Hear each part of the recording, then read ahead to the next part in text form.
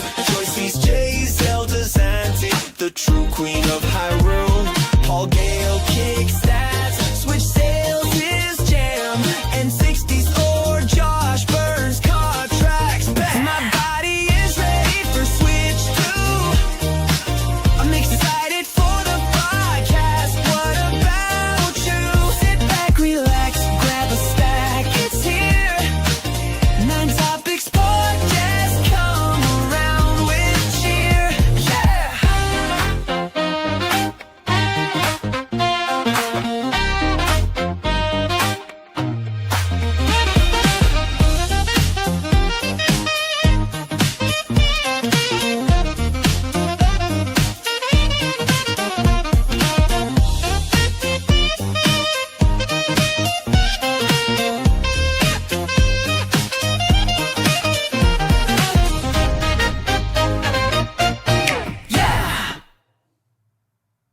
Nintopics Podcast. All things Nintendo.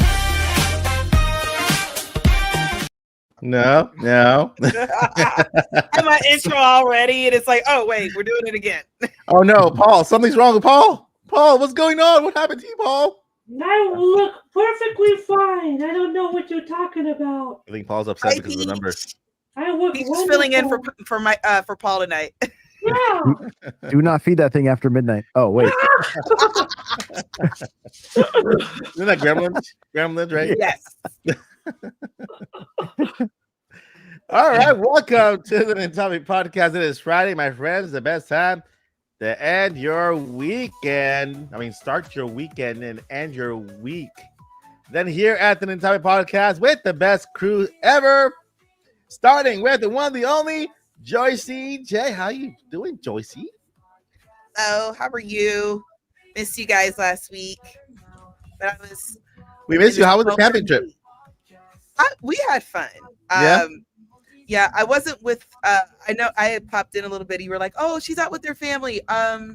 No shade to my family, but trying to get them out in Texas sun. Yeah, so I had to go with one of my friends, and we went with kind of our little group or whatever. So That's cool. It was fun. It was fun. But like, real quick, funny story. Mhm. Because it was so hot, and when I say hot, I mean Joycey's got her hair all the way up, braided up, scarf on. Just every bottle I drank, I literally sweat three more. Mhm. So at some point, our marshmallows melted. Oh, And man. so around the campfire, while we're telling ghost stories, Yeah. I'll tell you mine later. The marshmallows kind of melted into marshmallow loaf in the bag. So we're going around the campfire, and everybody's just taking a glob of Blob. marshmallow loaf and trying to put it on their skewer. And we had roasted marshmallow loaf. Man, Hey, that's hilarious because it's already hot. and, we were right by the lake, though. Yeah. Right on the lake. Like, I'm here, there's the lake. Oh, that's cool. So the thing is, I can't sleep really well when it's super hot. So literally, as like around 2 a.m., when you feel that real good chilly breeze come off the lake, it's like, okay, I could go to sleep now. Yeah. Not to mention, I still had like 3 fans in the tent. 3 fans. Water. Yes. how I do you get- got a bunch of these little things. These Oh, little that's cool. guys. Yeah. And I had a huge tent, so there's certain things you can hang in the tent, and you can hang it that way. I don't know if you guys can see the hook. It reminds me of an episode of Parks and Rec when they go camping, and there's one of the characters in Parks and Rec. He just takes his entire camp. He takes his TV, a PlayStation, just a whole bunch of things, and he hooks it up to the battery of the car. I'm going camping. Hey, look, my buddy was teasing me all weekend. She's like, Joyce, this is not camping. This is glamping. We're inside of a tent. Yeah. And I said, what else are we supposed to do? Sleep outside? Are you crazy? And she's like, yes, because that's actual camping. And I told her to shut up. We're doing it my way. I need to be in a tent away from all the bugs that are trying to kill me. Yeah. But it was fun, though. It was fun. That's awesome. It was That's really nice and relaxing. And I'm so glad you have fun because you needed a little getaway to distract, get a little break and stuff like that. So that's awesome. And guess what? Shout out to your friend for inviting you over, taking and kind of Shout out to Nadia. yeah, those memories. Awesome. That's awesome. Yeah, And then we moving have over different- to Paul, the great Gale Force countdown guy on the Break Network. Well, there's something new now. What is it, Paul? Today in gaming history. There you go. Today, gaming historian. We got to put Nintendo historian in the title. Now, how you doing, Paul? Pretty good. As you mentioned, something new. I'm like, I have some countdown plans, but I don't have anything immediately to count down right now. And I like the daily upload of something. And some people could benefit from a calendar that's not counting down to something, because some folks express, oh, that makes the wait longer. I like to let a few days go by and wake up and be like, whoo, only 47 days. Let a few days go by. Oh, only 43. Nice. That's me. Instead of 42, 41, 40. But some folks like the 39. Oh, that was funny. 38. Ah, cool. 37. So depending who you are, it's all good. Yeah. So then I was like, you know what? Every day of all 365 in the year, something has happened in the last 40 something years of the video game industry. So how about have that calendar approach that, yeah, you could look at your smartphone or a calendar, but no. You want to go on the internet, go to my page, and that's how you want to start your day, to see what day it is, Yeah. Yesterday was Virtual Boy anniversary, Sega Genesis anniversary. Today was Metroid's anniversary, and then tomorrow, and there's a lot to choose from every day. I mean, yeah, I bet. I'm not I'm going to be in trouble in the middle of November when that November 18th window, I come out with 15 videos. We're losing your voice a bit. Okay, never mind, you're back. I'm not planning on going 15 videos on November 20th, because you could go wild over the titles that have come out on. This thing's celebrating 15 years. This thing's celebrating 20. It's too much, so I'll lower it to a couple. Anyways, is that music coming from mine? No, that's over here. Okay. I was like, It is a little loud. I couldn't hear some of what Paul was saying. Yeah, so sorry. I lowered it. All right. Wow, you can tell I follow you because I know what you're up to all the time.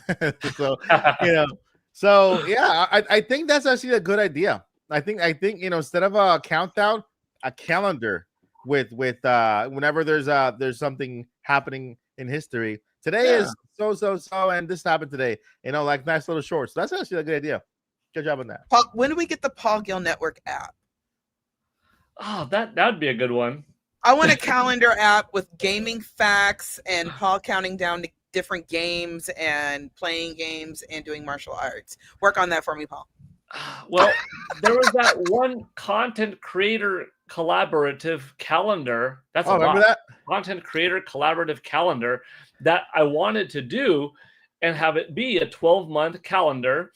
And, each of the 12 people or 18 people, have a nice video game centric calendar pose. Or if they don't have a favorite character, just of their game room, of their setup that their YouTube fan base, whatever, enjoys. But otherwise, I would take July, for instance. I would dress up as my best Ryu from Street Fighter, since that's one of my favorite characters. And July's calendar photo would be me in a nice badass pose or whatever. And throughout the 31 days of July, there would be interesting facts on July of this is so-and-so's birthday. This is the 25th anniversary of this game. This is when this console came out in 1991, etc. Mm-hmm. You'd have a physical version that you could have, just normal photos and just cool stuff of people that, thousands online, smaller creators, bigger creators, and a digital version. And the digital version could be updated as time goes on in the year. We don't know Metroid Prime 4 Beyond's date yet. But should this calendar have come out a few months ago, we could update it via the app that when it does come out, now we plug it into November 20th. So people that downloaded this content creator collaborative calendar, mouthful, they get to see, Metroid Prime was added to it. And that's a really cool, unique things. So you've got the video game history side of things, your content creators that you're a fan of, whatever.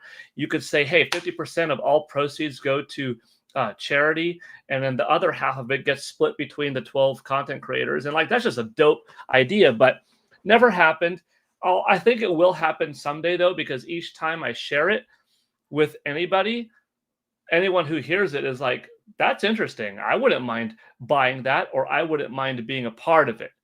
Mm-hmm. For now, though, Joyce, I mean, since you got me all excited on talking about something like that, that's been in the mind for a couple of years. But for now, we spoke about that like year one of the podcast. For now, there's this. Yeah. How do we do this then, Paul? How do we make this work? Remember how I have to find 11 people or 17 to do a July through December calendar with, because I don't think you start off an 18-month calendar and finish in June. I think if you're going to start an 18-month calendar, you start in July and you end in the following year's December, because nobody wants a calendar that's going to stop halfway in June. It's like you want the theme to exist a whole year. But I've got the ideas. I just don't have the technical know-how of developing an app. A physical version, it wouldn't be too hard to get, like, even if it's 11, it just depends on when do you release it. Like a 12-month calendar, you could start now, and throughout the last 4 months of the calendar year, you could get 12 people on board, have your favorite video game character, have a nicely decorated room or a costume, set it up.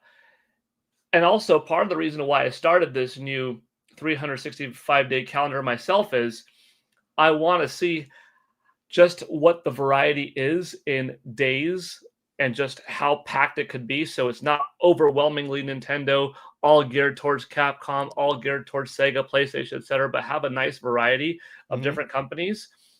And then this would give me a good idea of, like, when I bring it up again to folks, hey, this was how easy it was to fill up 365 days worth of facts. You have your cat calendars, your religious calendars, your sports calendars that satisfy all different demographics, but there doesn't exist a video game calendar with lore. And whether you have it up like this or in digital format, you wake up in the morning, you swipe up your phone. Oh, it's August 16th. What came out on that day? 1977 Intellivision release of Dungeons and Dragons Advanced. Oh, that's pretty cool. And that's your thing for the day. What's coming out today? If there is something, Dragon Drive, which isn't quite, but you know what I mean? And you could click on it. And when you click the tab, then it would give you a little bit of a link. This is the digital app version of it. And the link would take you to, like, an image, maybe a Wikipedia posting of that game that I mentioned. Unless if the game has a specific website, because it's a modern game, like that's on Nintendo.com/Metro Prime 4 Beyond. And if it's a new game that's coming out, it could take you to the YouTube video of that, so you could get more information on it. If you have companies collaborate and Nintendo's like, hey, Way Forward is like, hey, Microsoft, Capcom are like, hey, can we provide you the link or official art asset so that on that calendar date of August 31st, it blows up?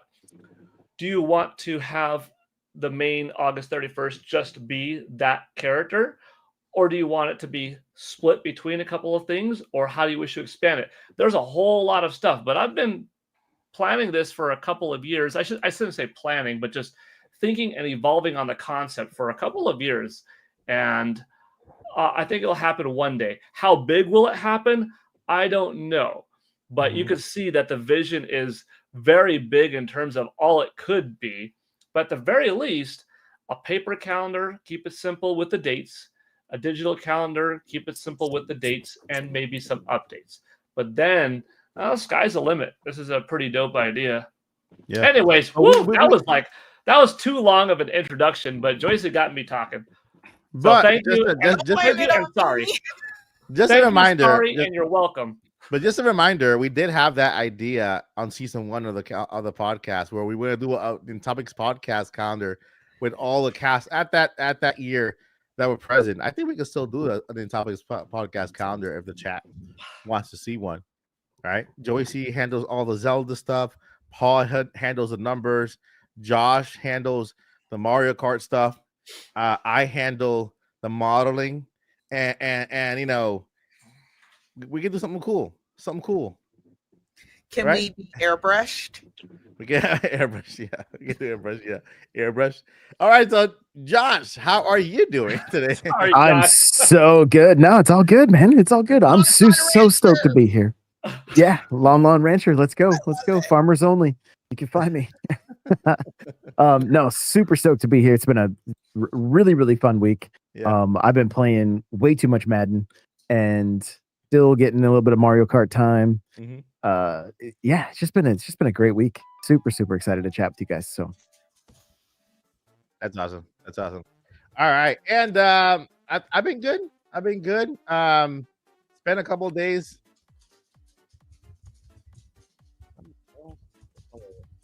I spent a couple of days rehabbing. My eyes were not that great.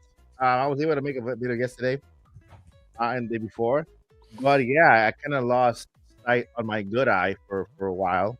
And so I was kind of it's been the longest I've been without it because it happens normally now. In the mornings I wake up and everything's just blur. I have to wait a little bit before my eyes catch up with me. And then now this time around, I didn't think it was going to do it. It was going to. And so I finally did. And so feeling better now. I'm feeling better now. I don't really, like I said, life has been filled with challenges that I can't that are put there for me to overcome. So I just have to look at it that way. I'm stronger than that. So I don't. Before I used to panic, but I say, okay, I can't do it right now. Let me just relax, and just know about the day and wait. I went back to bed a couple of times, and then that kind of helped a little bit. But yeah, I wanted to do a little quick shout out here in the podcast because this is more of a podcast convenient thing. To let me see here, Lottie's mom said, "Hi, Mike. It's Lottie's mom." I mean, can I read it? I can't read it in English because I don't have an English accent. Hi, Mike. It's Lottie's mom. She told me about you choosing her idea for your podcast name. I thought I'd treat her to a T-shirt. Best wishes, Jane X. So thank you so much to Lottie's mom. Appreciate you. She bought a T-shirt, an Nintopics Podcast T-shirt, and when you buy a T-shirt, you can actually leave a message. And by the way, you also get like a little cameo message sent out. So Lottie, expect a little personal message of thank you coming your way very soon.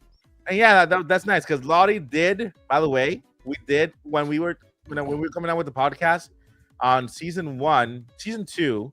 We did because when I was doing the interviews with voice actors, we didn't really have a name. It was just like the Mike Odyssey interviews, podcast, whatever, right? Season 1, where we got with Joey C, with Paul. Right? This is where we started as the official Nintopics podcast. But before that, we did like a little, we did a what do you call that? A poll with the channel for people to come up with names for the podcast. And then Lottie was there at the time, and she suggested Nintopics Podcast. Everybody loved it, and they voted for Nintopics Podcast. And we are Nintopics Podcast today. So there you go. That's a little history of the Nintopics Podcast. And Lottie has been here that long too. So, all right. Again, thank you to Lottie's mom for the T-shirt purchase. You can buy one at MikeOdyssey.com if you are interested. All right. So we got a couple topics to go over today. Got a couple topics to talk about in the world of Nintendo, and we're gonna go across the pond over to Microsoft to discuss this little tidbit. Right now, let's go ahead and talk about it. And thanks to N64 Josh, who did a little more research behind the scenes. Let's go ahead and categorize this a rumor because Microsoft has not yet officially said anything, but a credible leaker by the name of Bill Bilkun did speak out on Microsoft and their future plans with their game Call of Duty. Call of the Duty. All right. And so if to give you guys a little context, right? A couple of years ago, how many years ago, Paul? Like 2 years ago? For That what? deal, the deal with Microsoft and Activision Blizzard, that was like 2 years ago, right? Already been a couple. It's been a while. Time just flies by. Maybe 2023, 2022. 2023. Okay, so 2023, October 2023. So almost 2 years ago. almost 2 years ago. So almost 2 years ago, Microsoft was involved in the purchase of Activision Blizzard, which was a massive overtaking, a massive purchase with a whole bunch of IPs involved, right? And so Call of Duty was the biggest IP there, and there was a lot of pushback. There was a lot of because hey, we don't want to create a monopoly here, so they had to seek approval. And within that approval, within the court settlements, it came out that Microsoft had come up to an agreement with Nintendo and with PlayStation that they were going to share the Call of Duty franchise and sign a contract that they were going to bring it to Nintendo Switch or Nintendo Switch 2 for 2 years. At that time, Nintendo Switch 2 did not have a name, right? They wasn't even announced yet. But they had signed a deal with Nintendo to bring Call of Duty on Nintendo Switch or Nintendo Switch 2, right? And what they specified is that it wasn't going to be a lesser game, right? Like a torn down game. It's going to be the same game. It was going to be released on the same time along with everybody else. So basically it's saying, hey, Nintendo, we want to invite you to the table. You're going to be treated like everybody else. We're not going to treat Switch like any lesser than any other system. If we bring Call of Duty to Xbox, then you're going to have it on the same day on Switch. So 2 years later, we have the first game coming out, Call of Duty 7, right? That you might say, hey, this is the first Call of Duty after the Nintendo Switch 2 is out. So this obviously falls into that deal with Nintendo and Microsoft, right? I'm guessing if this game was created while Microsoft was in charge of Activision Blizzard, then it falls into the deal because the deal came after. So that is the a little bit of backstory. Now we have a leaker by the name of Bill Kunn, who is stating that Call of Duty is launching on November 14th. If I'm not mistaken, right? November 14th. Is that the date that I put on the notes? The 14th of November. Yeah, November 14th. I'm checking the article I was looking at. Okay. Yeah, November 14th. Let me go to my Nintendo News.com real quick here. November 14th, but that Nintendo Switch was not going to be receiving Black Ops 6 on day one. So let's go ahead and let me go ahead and read here from my Nintendo News just so you guys have a source. I do have it on the notes, but let's go directly from the source. Dilabs, I don't know, Dilabs reliable reporter Bill Kunn has released some information this afternoon regarding Call of the Duty Black Ops 7, which he says is scheduled to release on the 14th of November. However, in the very same post, he says that he hasn't heard about a Nintendo Switch 2 version, and presumably if there is one, then it won't be available at launch. Microsoft proudly stated that Call of Duty games will come to Nintendo Switch platform, but it seems as though the latest one won't be ready in time to come at launch. Bill Kunn says that the format are for PC, PS5, Xbox Series X and S, and hopefully we will get an update from Microsoft very soon. Then here we have a Safari Translate. We can also confirm that Call of Duty Black Ops 7 will not be available on Nintendo Switch 2 when it launches this year. On the other hand, it remains uncertain to date whether Activision plans on later port on the new console. Safari Translated thingy there. So with that, I got a couple questions here for the cast, because I have my, I remember when Microsoft bought Activision Blizzard. I first thought to myself, this could be either go very, very good, or this can go very, very bad.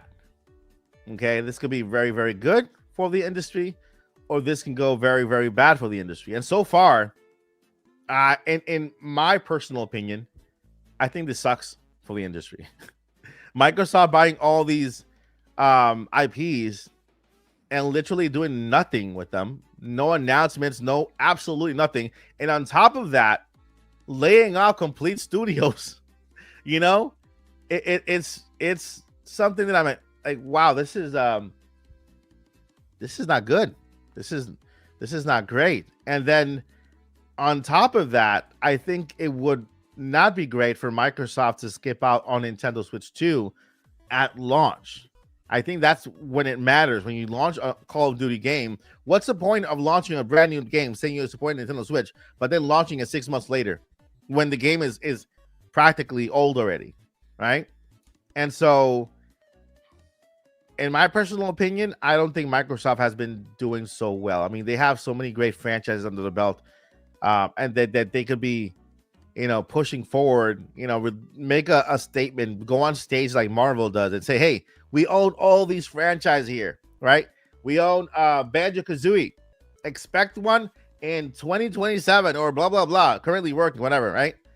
Do something to let people know, hey, this purchase that we made is not to take over and leave these crazy good IPs asleep or dormant, but it's to actually work and put them to work for you, And so far, they did take all of their IP, the ones they bought from Activision Blizzard, and added it to Game Pass, and basically that's the whole extent of it. So my question to our amazing crew today, from let me get here. Let me pull up the question here real quick. All right, so is a company like Microsoft making a big promise like this a sign of good faith, or is this setting up fans for disappointment? So far, I'm disappointed. When it comes to things like this happening, I'm gonna start with Joycey. What do you think, Joycey? Okay, there's a few different feelings I have on the surface. Mm-hmm. It does look. I'll be honest. It looks shady. Yeah. It's like, I thought you guys weren't going to treat us any differently. I thought you wanted all your games to be on all platforms, especially since we seem to be using your own platform, at the moment. No shade. Seriously, no shade. But because I honestly thought, kind of, what? It's funny. I lost my real train of thought when you reminded me of all the studios they bought and all the devs they have, and I'm like, I thought. And maybe this is my fault for not paying attention as much to Xbox and Microsoft, but I honestly thought that they were going to be the one to really contend with for this gen because they had so many studios. Yeah. I thought it was just going to be game after game after game after game, and that has not happened. So I'm not. I will admit, y'all know I don't play sports ball. Or any of the things. So so Madden's not one I'm checking for. But just by the way they've handled things over the years, business-wise, the things that we know about, of course, on the inside, it could be much more to the story that we don't know. It almost still seems like they're prioritizing these other platforms first. And Switch is being treated differently. Maybe it's a dev kit issue. I highly doubt that. Or maybe it's an issue of something didn't go right, and we already have to get the game out, so Switch 2 is just going to have to wait. It could be a number of very, very good reasons. But for fans on the outside, there's no real actual reason. And it doesn't seem like anybody's official has said anything. So if that is the case, it doesn't look good for Microsoft. And I just say that just from a company standpoint. It doesn't mean nobody's going to buy it when it does come. You know, still mad at on the go is still pretty ace. But I'm sorry, guys. I think I froze. Sorry about that. Can you still hear me? Yeah, we can hear you. Yeah, you're frozen, but we can still hear you. Okay. So I know somebody in the chat said lazy devs. I don't even think it's necessarily devs being lazy either. Yeah. It really it's just hard to kind of separate the feeling of maybe they really are just treating Switch 2 differently. Mm-hmm. And we're just going to have to wait, and they're going to cut features. And I know they said they wouldn't, but what if they do due to some kind of something different that the Switch 2 has that the other consoles and the PC doesn't or something? So I don't know. For me, the jury's still out, but it does feel like, okay, you're just treating it differently. Yeah. What engine is Call of Duty built on Unreal Engine, or what engine do they use to build the game? Do they have their own? I think it's proprietary. I'll check, but I don't. It's not Unreal. Okay, so it's their own engine. I believe so. IW Yeah. engine, I think. Yeah. IW. Yeah. Okay, Infinity Ward, something like that. Infinity Ward. Yeah, something like that. AW. Because if they did, I mean, I can't really. I'm. It's hard to believe that at this point in time, they haven't really added, because you built a game on an engine, then you export to platforms, but you have to optimize that engine to be able to build up and then export to different platforms, right? Does that sound correct to you guys? Mm-hmm. You know, so wouldn't it be easier for them to build and export to Nintendo Switch 2 rather than just kind of, you know what I mean? And I cannot. I'm sorry, but I can't believe that Microsoft, after that deal they made, they didn't have a dev kit. You know what I mean? There were only certain developers who had dev kits, and Microsoft being such a major player, bigger company, I cannot believe it has to be a dev kit issue. At least with them, right? You know, and I would put developers in this category. Let's say Sony had a deal with Nintendo to bring some games over. So Nintendo's going to offer them a dev kit to make sure those games make it to Nintendo Switch, right? I can see this happening with other not lesser but more like, you know, other third-party developers. But I know Sega also had a dev kit. I think I read an article they did have a dev kit the entire time for the Sonic games that are coming over. Sonic Worlds, I think it was Sonic Worlds. Is that the new racing game from Sonic? Crossworlds? Crossworlds, yeah. Like September 25th or something? Yeah. And they did have a dev kit with them, and Sega is a major player with Nintendo, major partner. And so, what do you think, Paul? Given that the deal finalized in October, it is a possibility that they didn't have the development kits themselves at the time, because you're looking at then to now, and that's less than 3 years. It's actually less than 2 years. It's a little bit more than a year and a half. These games do take longer to build than a year and a half, so it could have been a goodwill gesture of what we eventually plan on doing, provided that we have the assets and we have the toolkits. So even though it was unfortunate that they wouldn't be there at this holiday season within the console's first 6 months, that may be moving forward starting in November of 2026 through November 2036. That's the 10-year window that we see.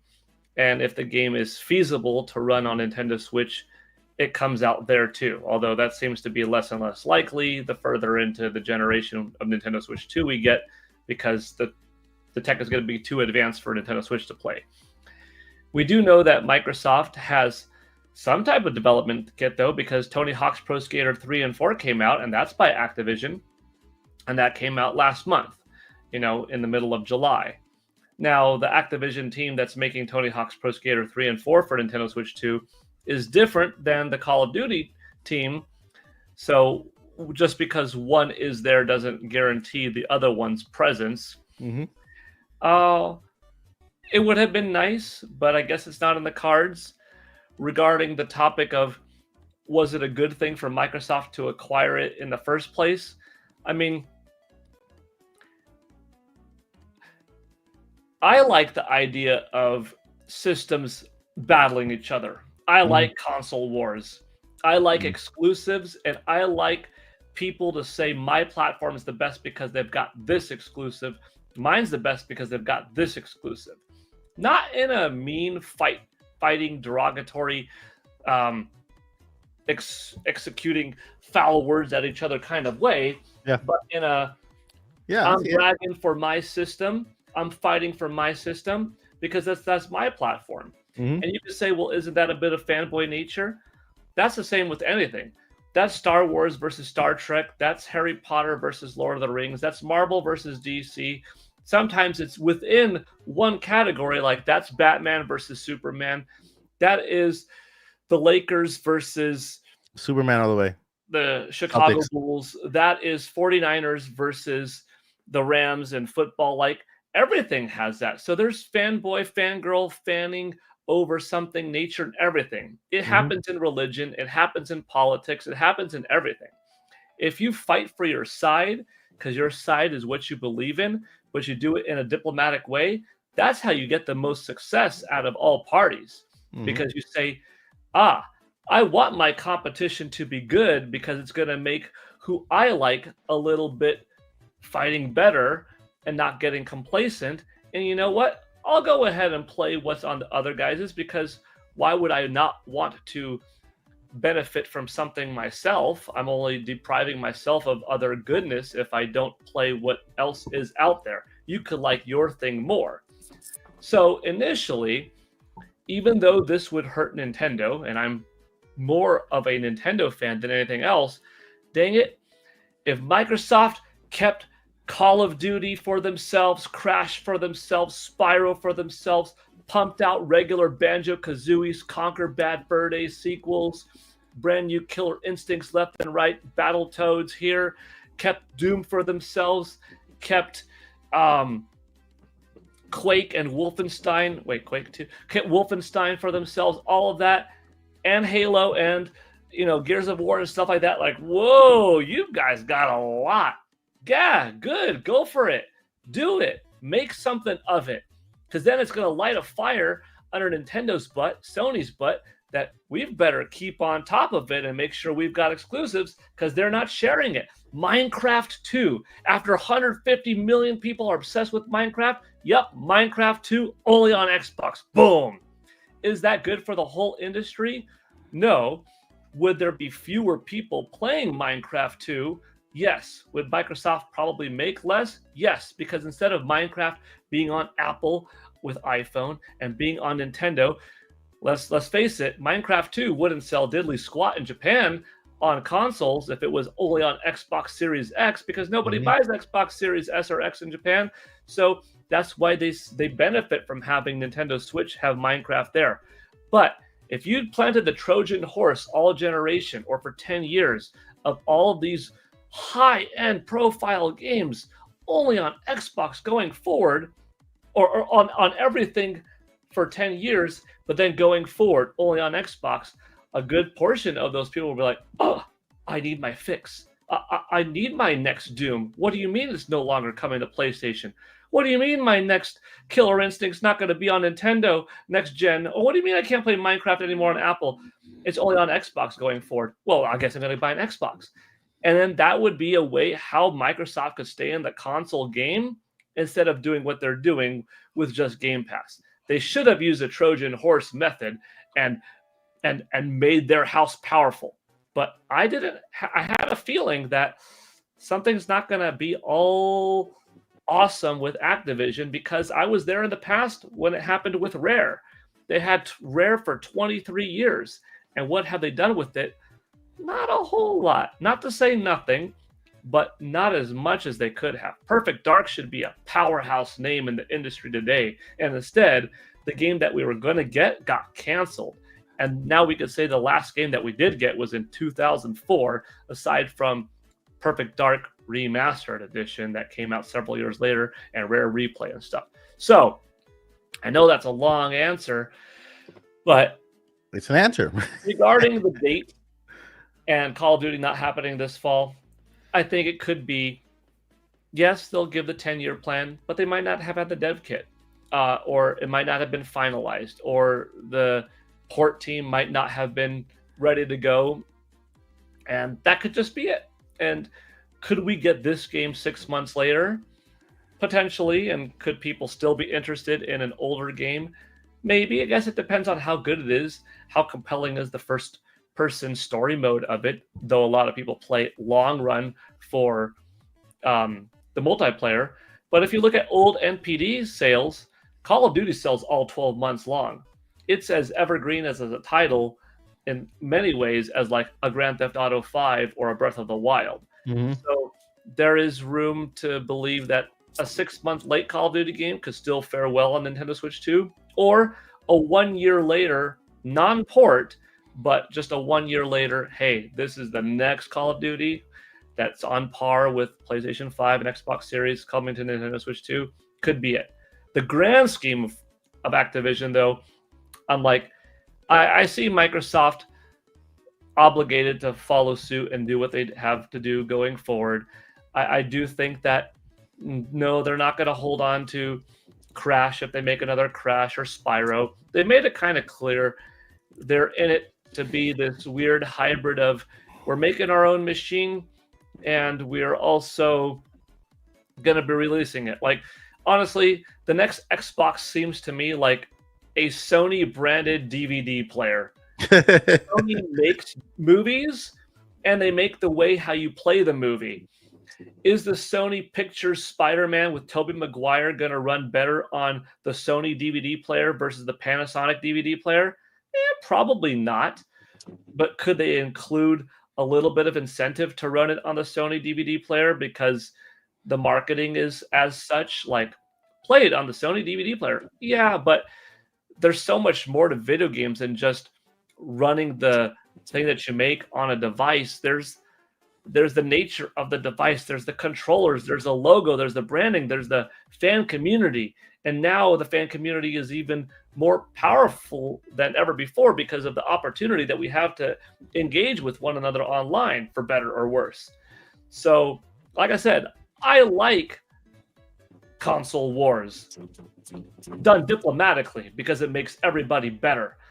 I was more of a Nintendo kid growing up than a Sega kid, but I respected my rival because I acknowledged Sega's skill and quality in going toe-to-toe with Nintendo and being a developer that had the tools because they were a real developer. They made their system, they made their games, and Nintendo and Sega made each other fight harder for third parties and be better themselves. And those were all exclusives except for third parties. And even the third parties, they ran sometimes differently between the systems. Yeah. In my opinion, Super NES was the better of the two between it and Sega Genesis. But if you like the other one, no shade.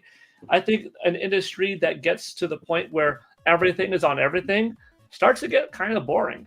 Yeah. It's good to see it, but it looks like Sony and Microsoft are finding it more difficult to do so because their own budgets are getting too big and they're seeing there's more money to be made and putting it elsewhere. Whereas Nintendo, also a Japanese company, so like Sony has some of this philosophy too, but Sony was never in it purely from the beginning as a video game company. They're a tech company, their movies, their music. Microsoft, computers, technology. Nintendo, toys, gaming. That's in their root, that's in their DNA. So I see Nintendo sticking to their guns of, we're making it for our own self. Yeah, we'll put Mario Run on iPhone, Android, we'll give them like a Fire Emblem kind of thing to dip our toes in the waters of expansion, but like they're going to make things for Nintendo Switch 2. You're not going to see Mario or Zelda on Xbox or PlayStation. Never gonna happen. Eventually see something on PC or something go to Steam, maybe. Yeah. On the one hand, good. It makes Nintendo more money. Breath of the Wild eventually getting a PC release. But honestly, I would say I kind of don't like that idea. I kind of like no, keep it close to the chest. Make people buy your stuff. You've got powerful IP, own that. Find a way how to make it work. Make the others be better. Gosh almighty. That's my 5 cents. I mean, that's not 5. Sounds like that's like $1.50. Man, that's $1.50. All right, let me go ahead and put out this super chat here by Nate from Nintendo Prime. Shout out to Nate. What is love? He's going with the what is love? Baby, don't hurt me. Thank you, Nate, for the super chat. Paul, I have to say I have disagreed with half of the stuff you said.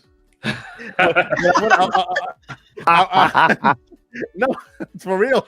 I like that. Well, first time for the first time, I'm disagreeing with half of the things that Paul said. But let me go ahead and take it over to Josh. Josh, give me your 2 cents, and then I'll respond to Paul.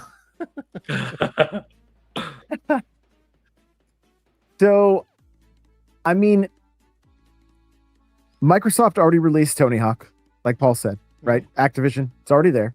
So, I mean, that's something. Yeah. COD is a big deal, right? And as of right now, there are 6 million, maybe 7 million Switch 2s in the wild. Mm-hmm. Development costs, time, waiting for a bigger install base seems very likely. The fact that the deal was the ink dried in 2023, they have a 3-year development cycle. Mm-hmm. Then I don't see. I was I was hopeful for COD, but not expecting it until next year. Give these teams plenty of time with these with the Switch 2, so that we don't get more we don't need games coming out that are just the Switch 2 version is weak. I have spent the last week dealing with comments about Madden, and I'm having a good time with it, but it's not running as well as the other systems. It's running at 30 instead of 60. If COD came out at 30, very few people want to play a first-person shooter at 30 FPS. Mm-hmm. So they got to have time to cook, and so I think taking their time, getting the game out that people are going to want to buy, and getting the install base there so that everybody the business is still making money, because at the end of the day, that's what this is all about, right? And so I know people don't like to hear that, but I mean, ultimately, that is a business, and Microsoft loves making money. They always have, and they are making money by putting their games everywhere. Yeah, I think there's going to be opportunity for Halo and Gears and all all their other IP. Fable, I think, could do very well. I think they could release remakes of the old Fable games. I think the new game would probably do well on Switch if it's good. Mm-hmm. And so it'll get here. It'll get here when it gets here. And I'm not I don't think they're not holding up to their promises. There was just no way they were putting the regular COD on the old Switch. That wasn't going to happen. It wouldn't have been fun. You could get away with games like Doom because there's the single player, but you try to do multiplayer with 30 FPS, or I mean, try playing Fortnite on the old Switch. You can't even see people that can see you. So it's that's not fun. And so give them time to cook. Let the install base grow, and I think we'll be sitting pretty. Yeah. I agree. I agree with that part. I know that the Nintendo Switch just came out 2 months ago. So we're only sitting on a 24-month-old baby, right? It's still a newborn baby trying to goo goo gagas. There's 2 things that I can't believe that Microsoft did not have a dev kit, and that they couldn't have the game available on day one. Because the reason why I say this is because when the trials were out, a lot of information came out about Nintendo Switch. How did they have that information? Microsoft was in the know. At least their developers knew. They were in the know about the Nintendo Switch 2 and about the potential specs and all that stuff. That you know, a lot of information that we reported on Nintendo Switch 2 leaks came from that file. From that file, I remember when all that information came out, including the name Nintendo Switch 2 was in there, right? And so I don't believe that Microsoft didn't have a they didn't have a dev kit. Number two, the reason why Microsoft wants to be everywhere now is because their own console doesn't suck, but their marketing sucks. They are the lesser console. They're like the least selling system, right? Even when Nintendo Switch, they were not selling Xbox Series X's or even S, right? And so when that happened, when they became the bottom of the barrel, and when it comes to selling their systems were moving at all. Then now they want to be everywhere. Now everything is an Xbox. That was their way out of trying to say, hey, we're not last. Why? Because we've been everywhere all this entire time. Everything is an Xbox. This can of sparkling water is an Xbox. Joycey has an Xbox behind her, like they're just on the wall there, and Paul Paul's wearing an Xbox right now. You know, This is my Xbox. that's also an Xbox.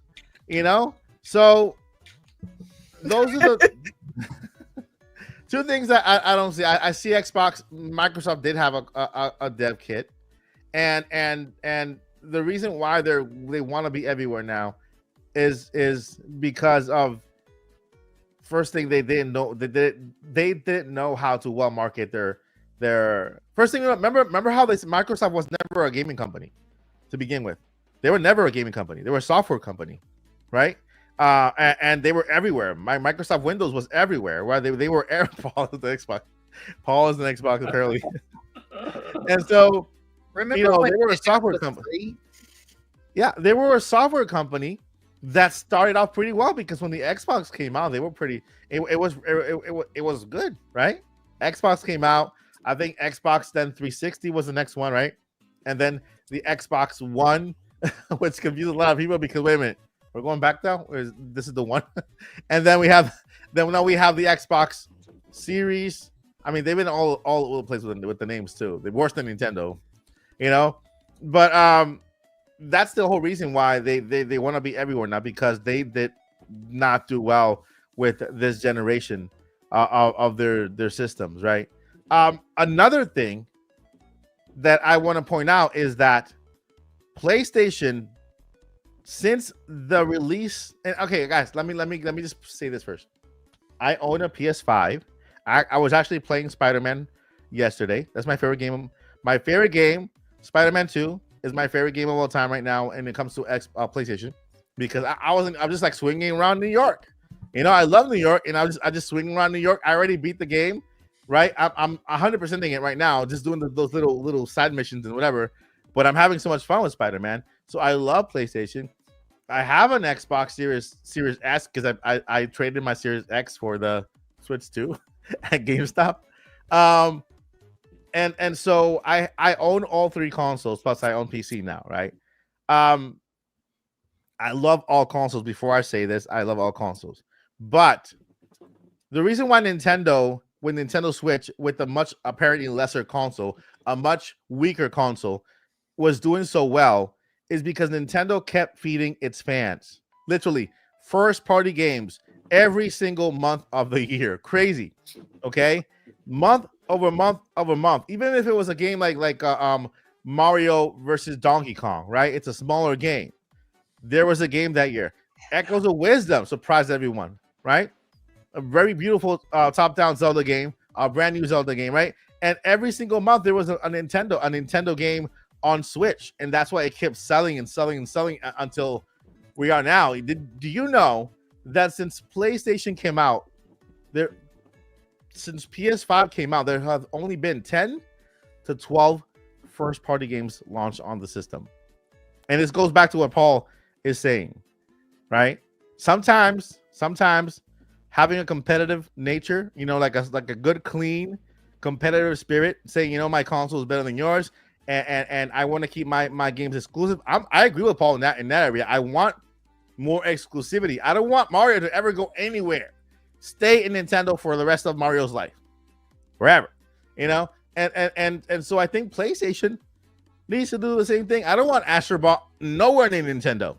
Astrobot can stay over there on his side, and I want him to shine and to be as big as he can on the PlayStation side, right? I thought for a minute when Banjo-Kazooie went to Microsoft, I thought that was gonna they were gonna make that their Mario. Like, oh my god, they're gonna make the really craziest Banjo-Kazooie ever, and then Mario's gonna be here, Banjo's gonna be here, and then when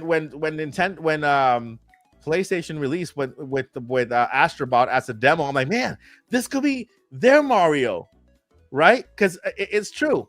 When you have exclusives like that just brings out the best in each. I loved, like Paul was saying, because we grew up in the same, in the same era. I mean, we all grew up.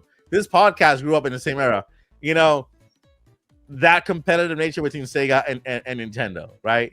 I was in the middle. I was like, man, I love Nintendo. I also like Sega. I like Sonic the Hedgehog, but I like Mario. You know, my cousin had a Nintendo. My other cousin had a Sega.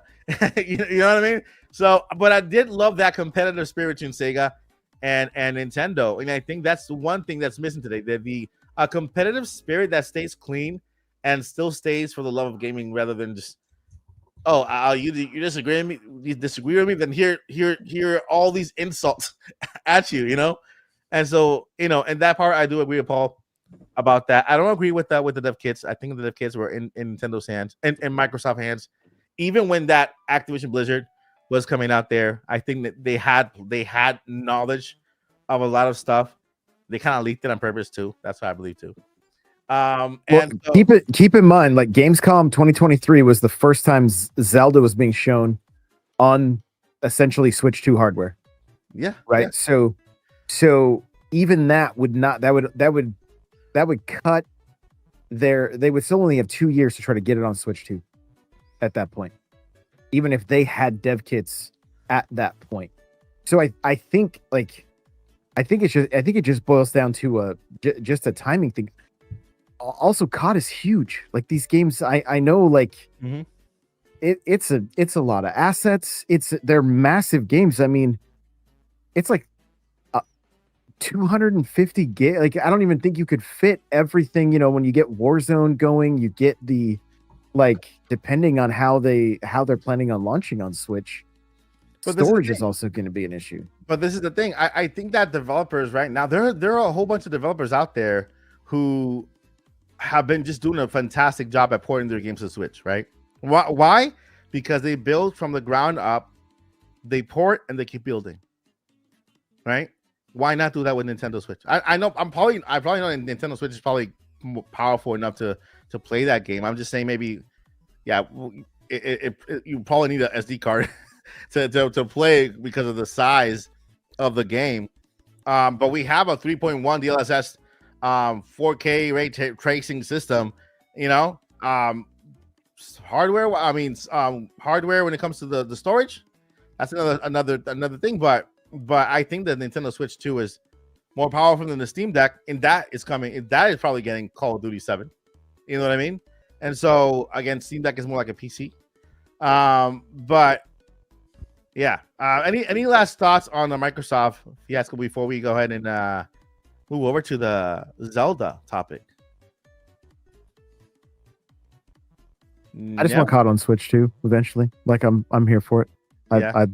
Call of Duty. Yeah. I also want Call of Duty, but right now Microsoft is being a duty, and so hopefully they get the call soon.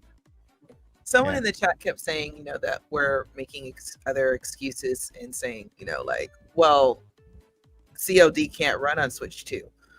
We don't really know, because I was one of the ones that said there's no way Cyberpunk's going to run on Switch 2. Man, Cyberpunk. I love CD Projekt. CD Projekt are our heroes right now, because they took that game.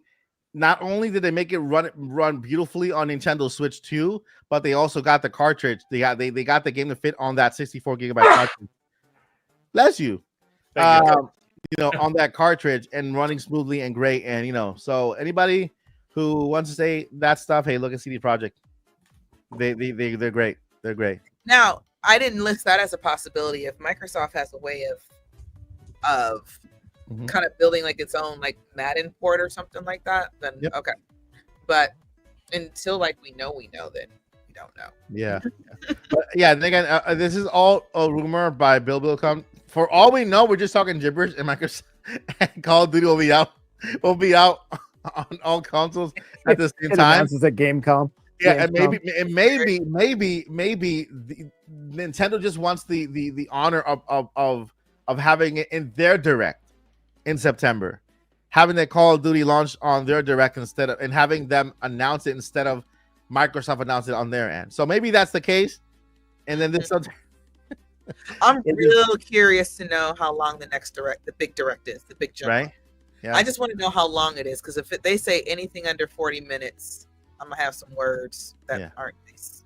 We'll have an entire podcast of just words, just all bad words. We're just gonna find all of our favorite bad words in the dictionary, and we're just gonna sit here and just list them. Yeah, I'm gonna have to study the Flanders, see how he gets away with them. Oakley dokley. Okay, dokley. I remember that episode where he lost it.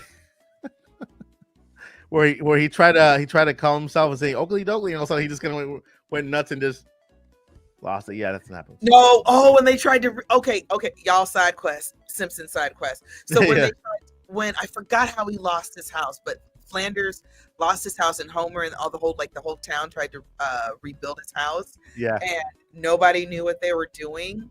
Yeah, and Ned just goes off on. He just lost it. He just lost it.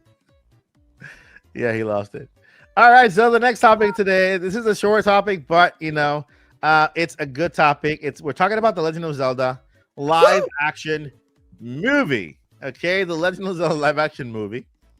And so let me go ahead and all right, so summary in a nutshell. The new official social media account for the live action Zelda movie has sparked a ton of conversation by following only Sony and PlayStation accounts and not Nintendo. I just checked today and still not following Nintendo. The Zelda creators, fans are having a blast with the conspiracy theory that this could be a playful revenge by Sony. This all links back to a famous moment in gaming history back in 1991. Oh, you can share this one day. When Nintendo and Sony had a partnership to create a disc-based console. But Nintendo secretly broke the deal at the very last minute. Man, Nintendo, wow, that sucks. To work with someone else. Wow. Sony went on to create the very first PlayStation as a result. So hey, PlayStation would have not existed without Nintendo. All right. And this is a fact. This is a fact. That's what happened. PlayStation would exist without Nintendo. Yeah, PlayStation would have not existed without Nintendo. Not Sony. Sony's an old fart. And as a result, now fans are joking that their long-awaited hilarious comeback. Sony Pictures is known for its quirky marketing, like the Venom movies, and which were all slammed by critics but were huge box office hits because they embrace a fun, meme-worthy style of audiences loved. All right. So, question for the crew. Could this really be a planned act of corporate trolling? And if it is, do we love it because it's a fun, nerdy, and nod to gaming history? Or is it a sign of a new, playful kind of corporate rivalry? Why isn't Sony following Nintendo in this live-action Zelda movie? What do you think, Paul? 5 minutes. I mean, no, 2 minutes top. Go ahead, Paul. I don't think it's anything regarding a jab at the past or fun revenge or anything like that. I think it's too early to create too much buzz or public confusion or stocks to be in flux of who's following who and why, and too much to talk about on a public matter by bringing too much attention to it? And then do you start following Nintendo America and Nintendo Japan? And all it does is, well, it's doing something else, which is making people talk in one level, but on the other level, it makes people talk too much too. So nothing regarding rivalry kind of stuff, in my opinion, just not needed at this time to get people to talk or speculate. And they'll just follow when they do. And for now, Sony's handling the movie, so from a movie perspective, that's all that's needed. That's wild though, Paul. You got to give it up. It's a wild. You create an account for The Legend of Zelda. Okay, The Legend of Zelda, and then you follow PlayStation and Sony pictures, but don't follow Nintendo. That's wild. You give me. Okay, use your imagination and give me your best evil scheme that Sony could be preparing behind the scenes. For fun, this is not real. So just use your imagination. What can Sony do to have like a playful comeback at Nintendo for leaving them on the table back in 1991?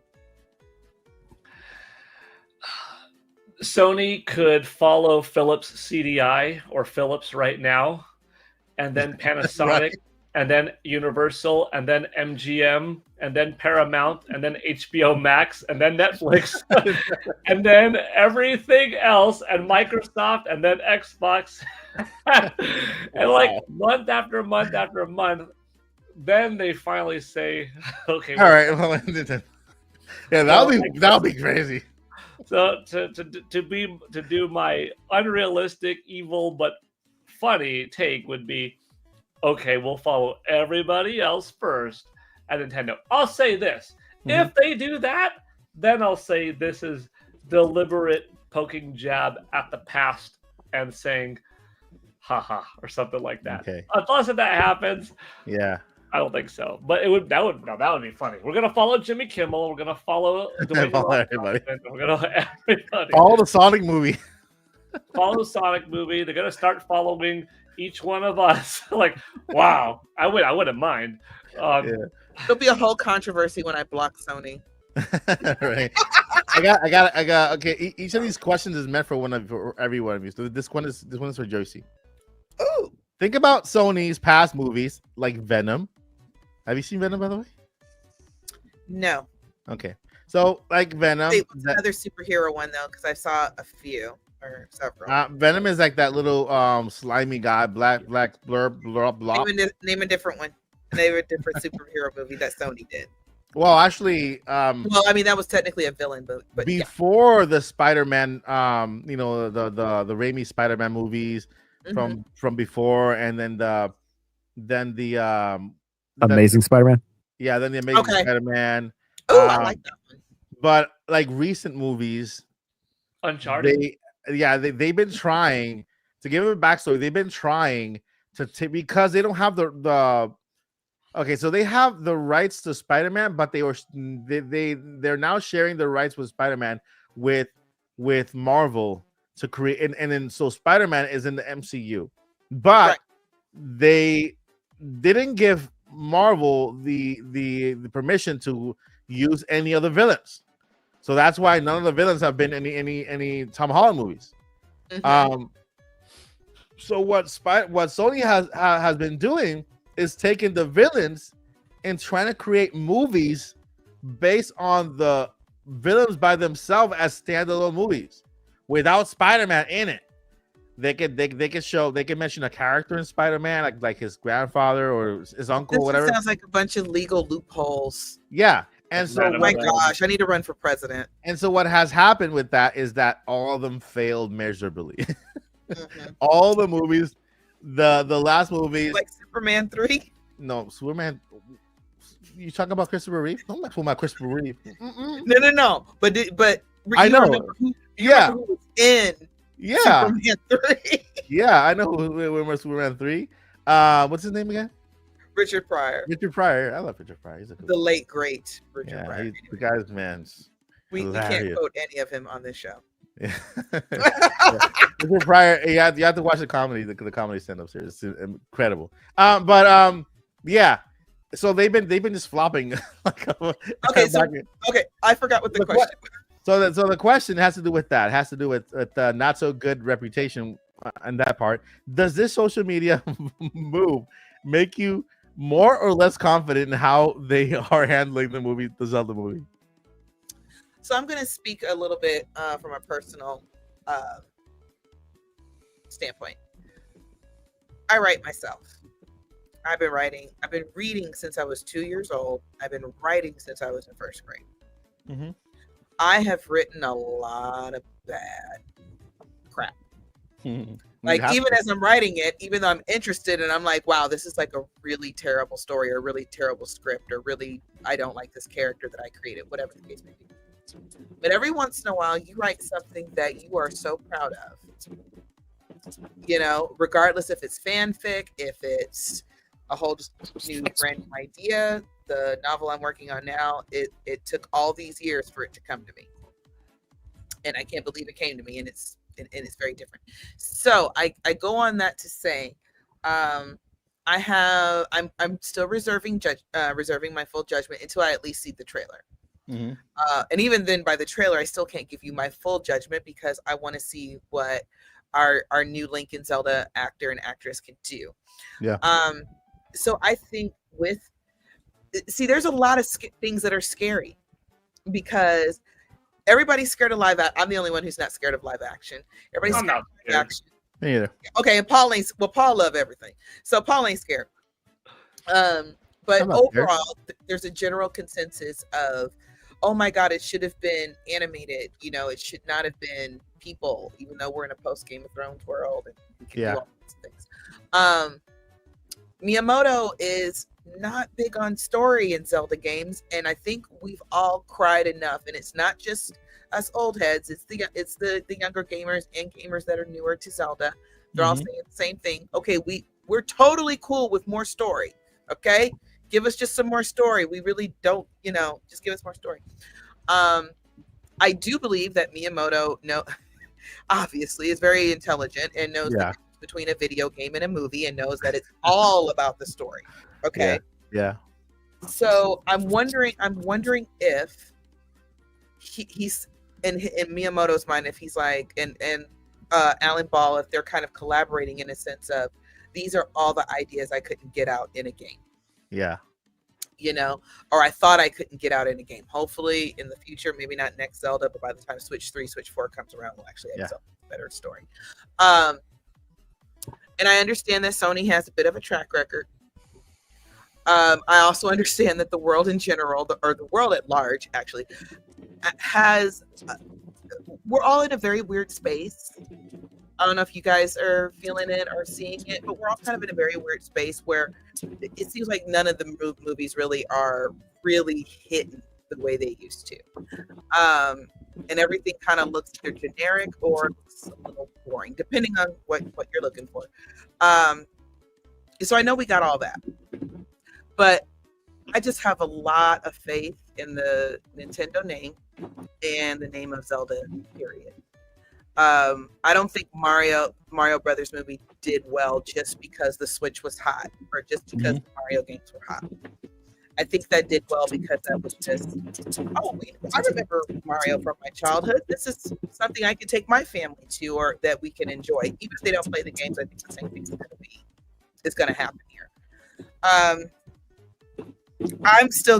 gonna say, and I've been saying this for a while, we got to give them a chance to show us what they can do.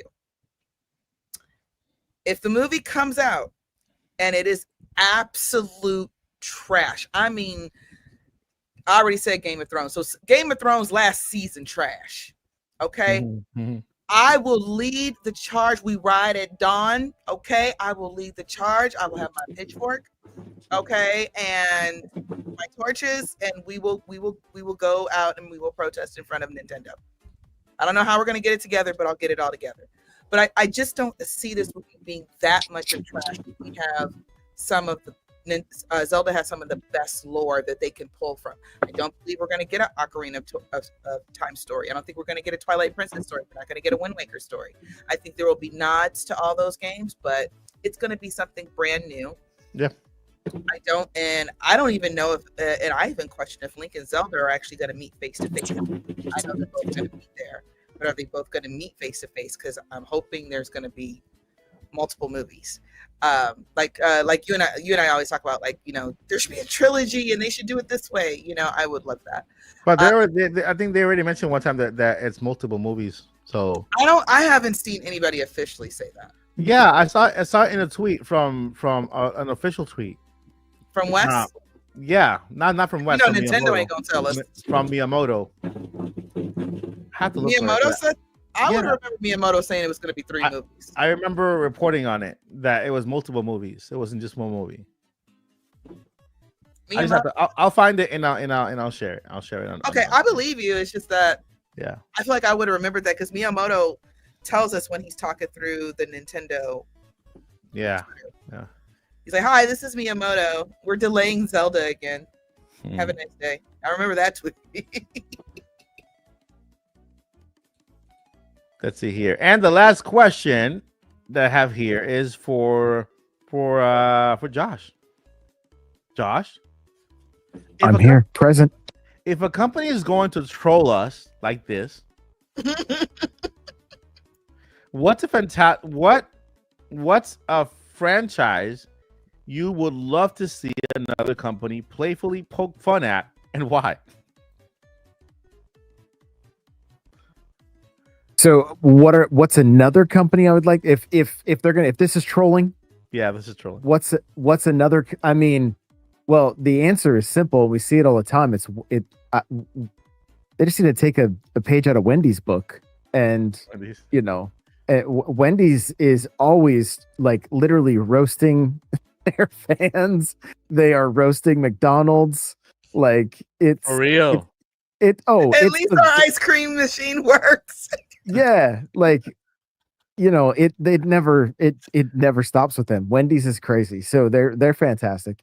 Other companies though, like, I mean, I mean, it would be fun. Like, Nintendo doesn't have much fun on X. It would be nice to see them, like, especially since they're doing this movie. If they took a picture of Crash Bandicoot from when he was out front of Nintendo and just made him the Twitter header for just a week or something. Just it's just like almost like don't forget like that we're friends now. I don't know, just goofy stuff like that. Like seeing every now and again you will see these companies chat and it's like this had to all get approved. You know what I mean? Like it's very infrequent.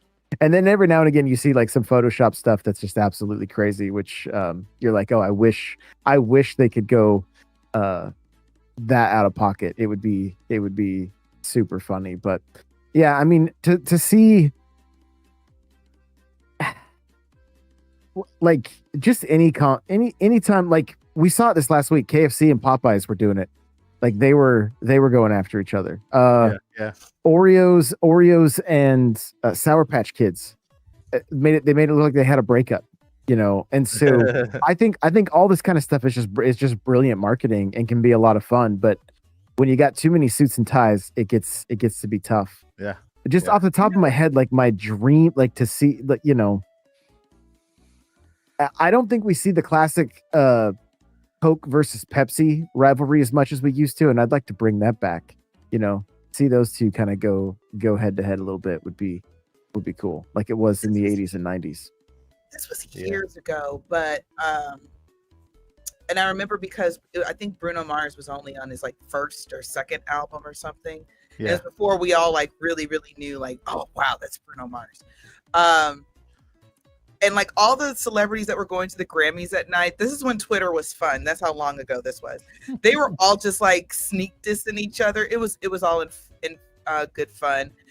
Somebody said, I bet I win more Grammys than you. The other one said, you shouldn't have had this feature, just going back and forth. And I remember Bruno Mars just saying, hey, I want to get in on this Twitter beef. And I forgot, I think he called out Lady Gaga. It's like, hey, Lady Gaga, I don't like you either.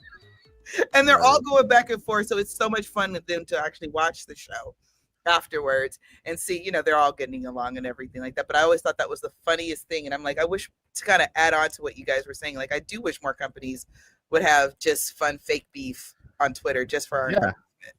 Because that stuff is fun. And I think when Nintendo when Switch when it was Switch, I forgot what year this was. It was either like the second year maybe a Switch when Dark Souls came. Yeah. They were doing like these random Twitter drops and everything and kind of going back and forth. It's a while ago, but that was fun. So I do wish they would do more. There's a way to be personable with your audience without being personal, you know, and just giving us a list of all the games and all the dates and everything. There's a way to do that. And I do wish Nintendo would do that. I'm kind of hoping that'll be a little bit different as the, you know, older generations start retiring, if they choose. Yeah, I agree. Sometimes it's something that's good for the fans to you know, do those kind of things, letting people know, hey, we're you know, we have fun too. You guys can also have fun as fans. And what did Boo Mini just do? Hold up. Oh my gosh, she totally did it. She did the thing. Come on, Boo Mini. Thank you so much, Boo Mini, for those 5 memberships. And we got Power Matt became a member. We got Rainbow Ashes became a member. Thank you so much, Boo Mini, for your support. You are amazing. I appreciate you so much.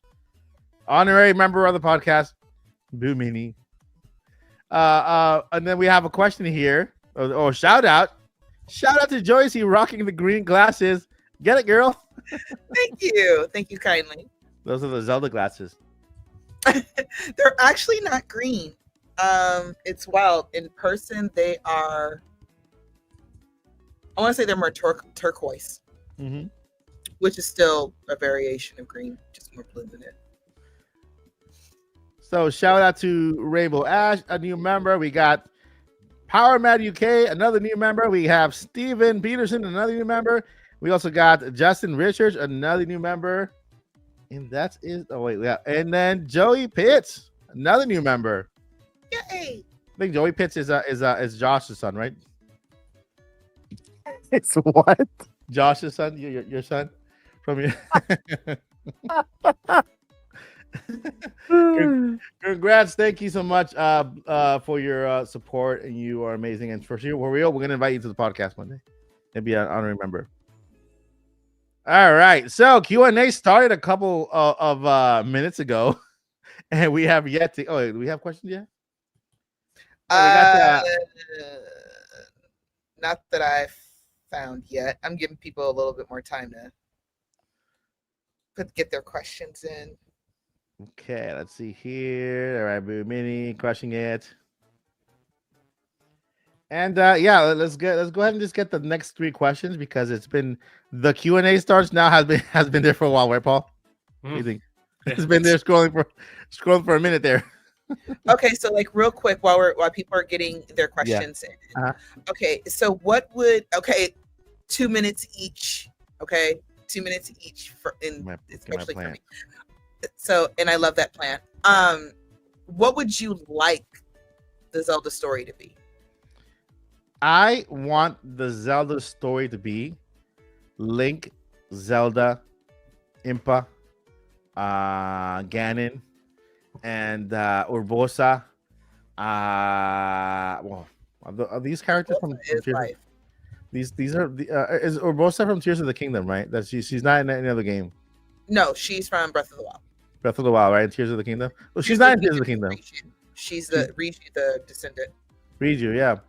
All right, so I just want a straight up Zelda story, you know, like one that introduces new fans to the lore, like an entry level to the lore, right? They can get to know Zelda, Link, and Ganon, which are the main protagonists of the whole thing, right? And so Zelda, doing her thing, Link doing his thing, right? The Fellowship of the Triforce, them having to go on some kind of finding each piece of the Triforce before Ganon does, and so that Zelda finding out she is she is like a reincarnated princess Halia or goddess Julia in Spanish. Julia.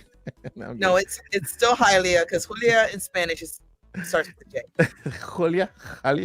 Okay, your 2 minutes are up. Go, Josh. I was just making stuff up. You just I don't know, Mike. I think you could write a heck of a good Zelda script. Yeah, thank you, Josie. I appreciate it. Go, Josh.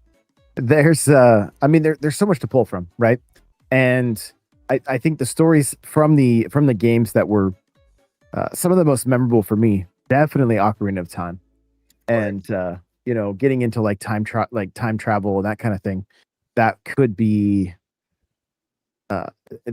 interesting. But then we would potentially also have an older Link and an older Zelda, and they'd have to be cast, right? Which I don't know if you guys watched the House of the Dragon, the way they moved the characters, and the casting was just so perfect. So, something like that could be kind of cool, especially for the Targaryens. Yeah, I wouldn't mind, honestly, if like we really focused on the stories of each character, meaning like Zelda, Link, and Ganon, and then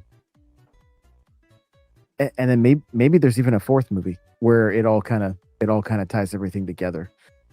I do, like I said earlier, before I said the last time we were talking about this, like I just want something dark. I want something gritty. I want something that really pulls people in. And the Fellowship of the Triforce. The first one they found one, the second one they found the other one, and the third one they didn't find it because Ganon has it. There you go. And then the fourth one, 3 movies just to finally kill Ganon. I want to kill Ganon by the third movie. I guess fine. Okay, Paul. 2 minutes, go. What would you like the Zelda movie to be about? If you don't want to pick a movie, you can pick a game. I'll let you pick a game.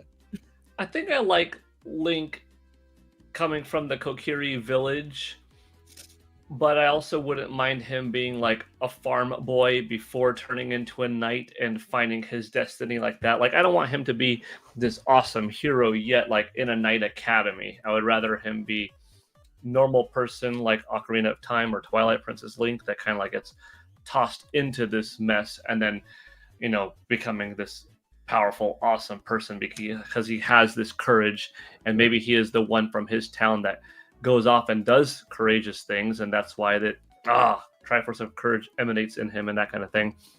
Zelda, though, is this established princess already, does have a responsibility with studies, with fencing, make her, known to be with swords, maybe encouraged to practice some magic, that kind of thing.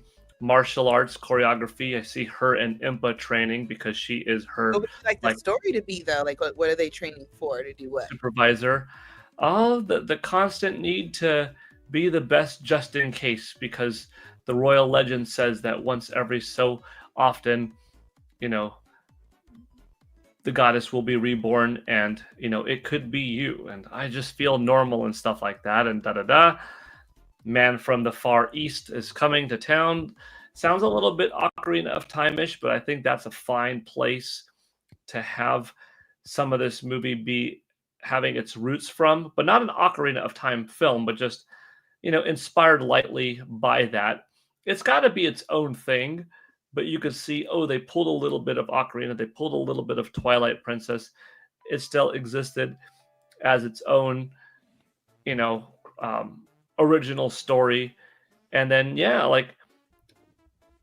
you fight some boss battles, you go through some dungeons, maybe you fight Ganondorf at the end, but you see that it was only Phantom Ganon, and then that's why we see the need of a trilogy, because you don't have the movie end with, on the first film, Thanos, Darkseid.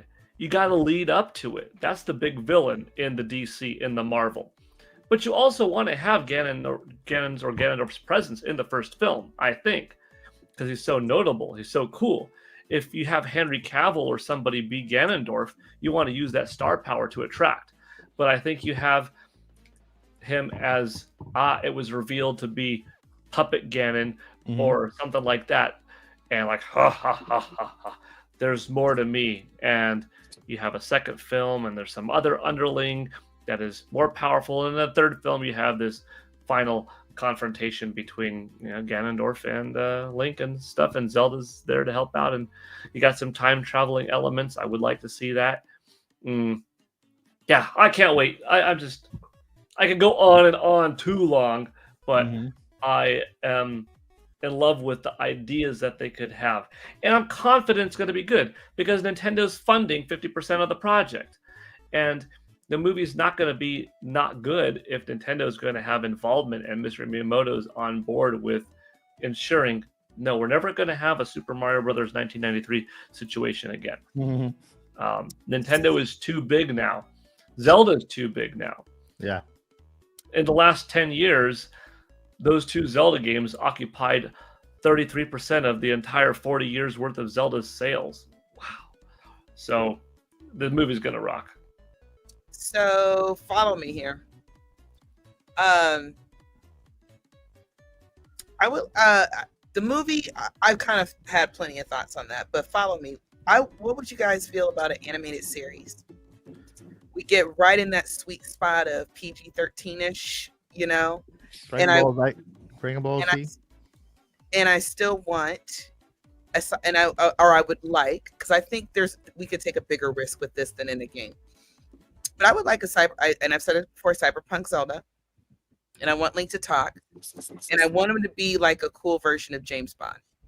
Why? Because James Bond has all the gadgets, knows all the exits, can figure out all the puzzles, and does all the things, right? Maybe a little less suave, but I would like a little bit more modern, and then we can talk about some of the issues that could be going on. It's still Hyrule. It's Hyrule City now. Instead of Epona, on as the horse, we have the Epona 3000, which is like a motorcycle. We'll finally have our motorcycle again, or our master cycle again. I really would like to. I really have a thing about. I really want the links of all the different games somehow to have to cross each other in time. They meet each other for different various reasons. Try to change the time. I think that alone would be an excellent adventure, and I think it would be too much for a movie. And I think animation would really, really work to that. Okay. Y'all supposed to be sending us questions. Listen, there's a really weird comment here. It says at David Patterson, I will be live tomorrow. Was the game Towerfall? I never tweeted that or sent that message. No, I did. I did not mean to. I didn't. I'm used to the old way where I type and it worked. I was like, wait a minute, what's going on here? What is this? The moment I did it, I was like, I have no idea what's going on.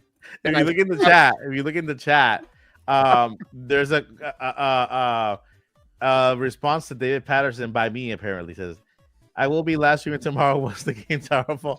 And then David Patterson responded. I'm pretty sure he was confused too. Yeah, my bad. My bad. You're good. I gotta go back up a little bit because people are saying they sent questions and I'm not seeing them, and I'm kind of low key freaking No, out. I didn't see any questions either. I've been trying to keep an eye out, the one that works. But oh wait, here I found yours, Lottie. Pokemon fan Sweet Pea, if you can hear me, I don't see yours. Please send it again.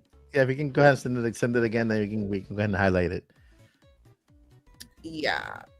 All right, let's go ahead and go with the questions we have. Well, Pokemon fan, is it super chatty only? No, it's not super chat only. It's open for everybody. Sorry, I shared the wrong message earlier, so it's not for super chats, guys. This is Q&A. Anybody can ask questions. Shout out to Cup. I understand we're all broke. So ask away. It's completely free. Yeah, let's talk about that and how. Never mind. I said I wouldn't get on my soapbox. Okay. Shout out to Khabib. I really hope I pronounced your name correctly. So, Mike, this is for you. If the Zelda movie did flop critically and commercially, how will it impact the future of movies based on other Nintendo IPs? I don't think it will impact at all because I think this is a one-time thing with Sony and Nintendo. I just think Nintendo will just move away from Sony and stick to Universal Illumination because right now they have another more Mario movie coming out next year with Illumination. There's another. Guys, I leaked an entire list of movies a while back with that had Illumination working with Nintendo, and already a lot of that information with other movies that have nothing to do with Nintendo have already come to pass. Okay, so you can expect the rest of the list to be also good. And in those leaks, where it was Firefox is the browser, right? Yes. Is Star Fox on Firefox? You can watch it.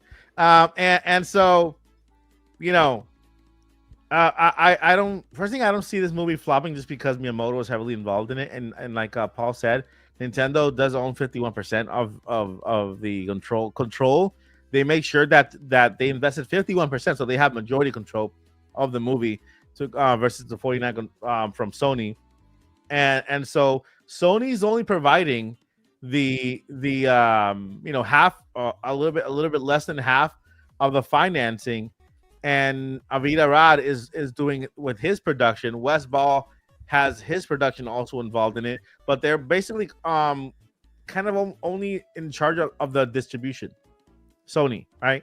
And so Nintendo has majority control of the movie, and Miyamoto is heavily involved. He's gonna be over Wes Ball's shoulder during every shot made in the movie. And so we also have Wes Ball, who is a lifelong Zelda fan, right?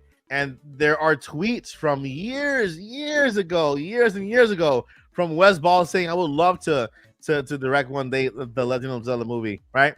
And it came to pass, right? It's like Tom Holland did one time. They asked him when he was younger, what character would you like to play? I would like to be Spider-Man one day. And then also he's Spider-Man now. It's like a full circle moment. For Wes Ball, this is a full circle moment. And I think that he has all the best intentions for he said he wanted a Studio Ghibli type of Zelda vibe, but in live action, which is, at least he also believes it could be a good Studio Ghibli film as a Zelda movie, right? He also believes that, but because it's live action, that he has a vision for this movie that I think that we can, at least be okay with. That's a long answer. Sorry. Excuse me. Hi, JC. You want some sparkling water? Oh, that looks good actually. But I still have, I got my trusty Starbucks. Okay, I was Here, gonna just pour some. Starbucks cup. I got this. Yeah. Okay, yeah. Totally. This is totally happening. Okay, shake it up a little bit. Yeah, that hit the spot. Thank you kindly. You're welcome. Shout out to David Patterson. And this is for all of us. Are we ever going to get a new Super Smash Bros. In the near future? Yeah, Mr. Smash himself tweeted, I think it was yesterday or a couple of days ago, but he mainly focused on Kirby Air Riders. And so because of that tweet, I think that we are going to get Smash, but maybe like halfway through Nintendo Switch life cycle, right?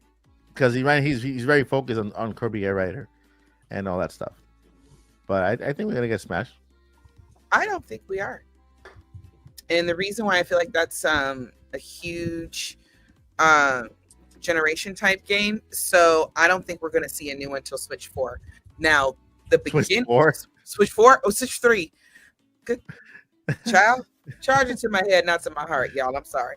I think we're not going to get another big Smash until Switch, the beginning of Switch 3. What do you guys think? That is a hot. That take is so hot. I don't even know what to. I think we will. I think we'll see a Smash I'm sorry if that was the Do wrong. you mean a brand new Smash, or do you mean we aren't going to see a Smash Bros? Like not even like no, an I mean like a Ultimate brand- Deluxe? Ultimate See, I was Deluxe. thinking brand new Smash. I was thinking brand new Smash. Okay. I apologize if I did I just give you a heart attack? I am so sorry. I don't think- I was just like, that game sold like it's like number 4 or 5 on the list. Like, yeah. they gotta do something. Like, but yeah, okay. Yeah, complete reset. Yeah. If they do, it'll be at the very end of this cycle. This console's life cycle is what it seems like anyway. Man, I would say half, not the end. If it was a reset, you think a reset they could do, like if it's a brand new game? Smash, brand new Smash. I think we'll get it halfway through. It's a system seller. You know, Smash is a large fan base. I mean, it was what, number 4, 5 on the top games for Nintendo Switch.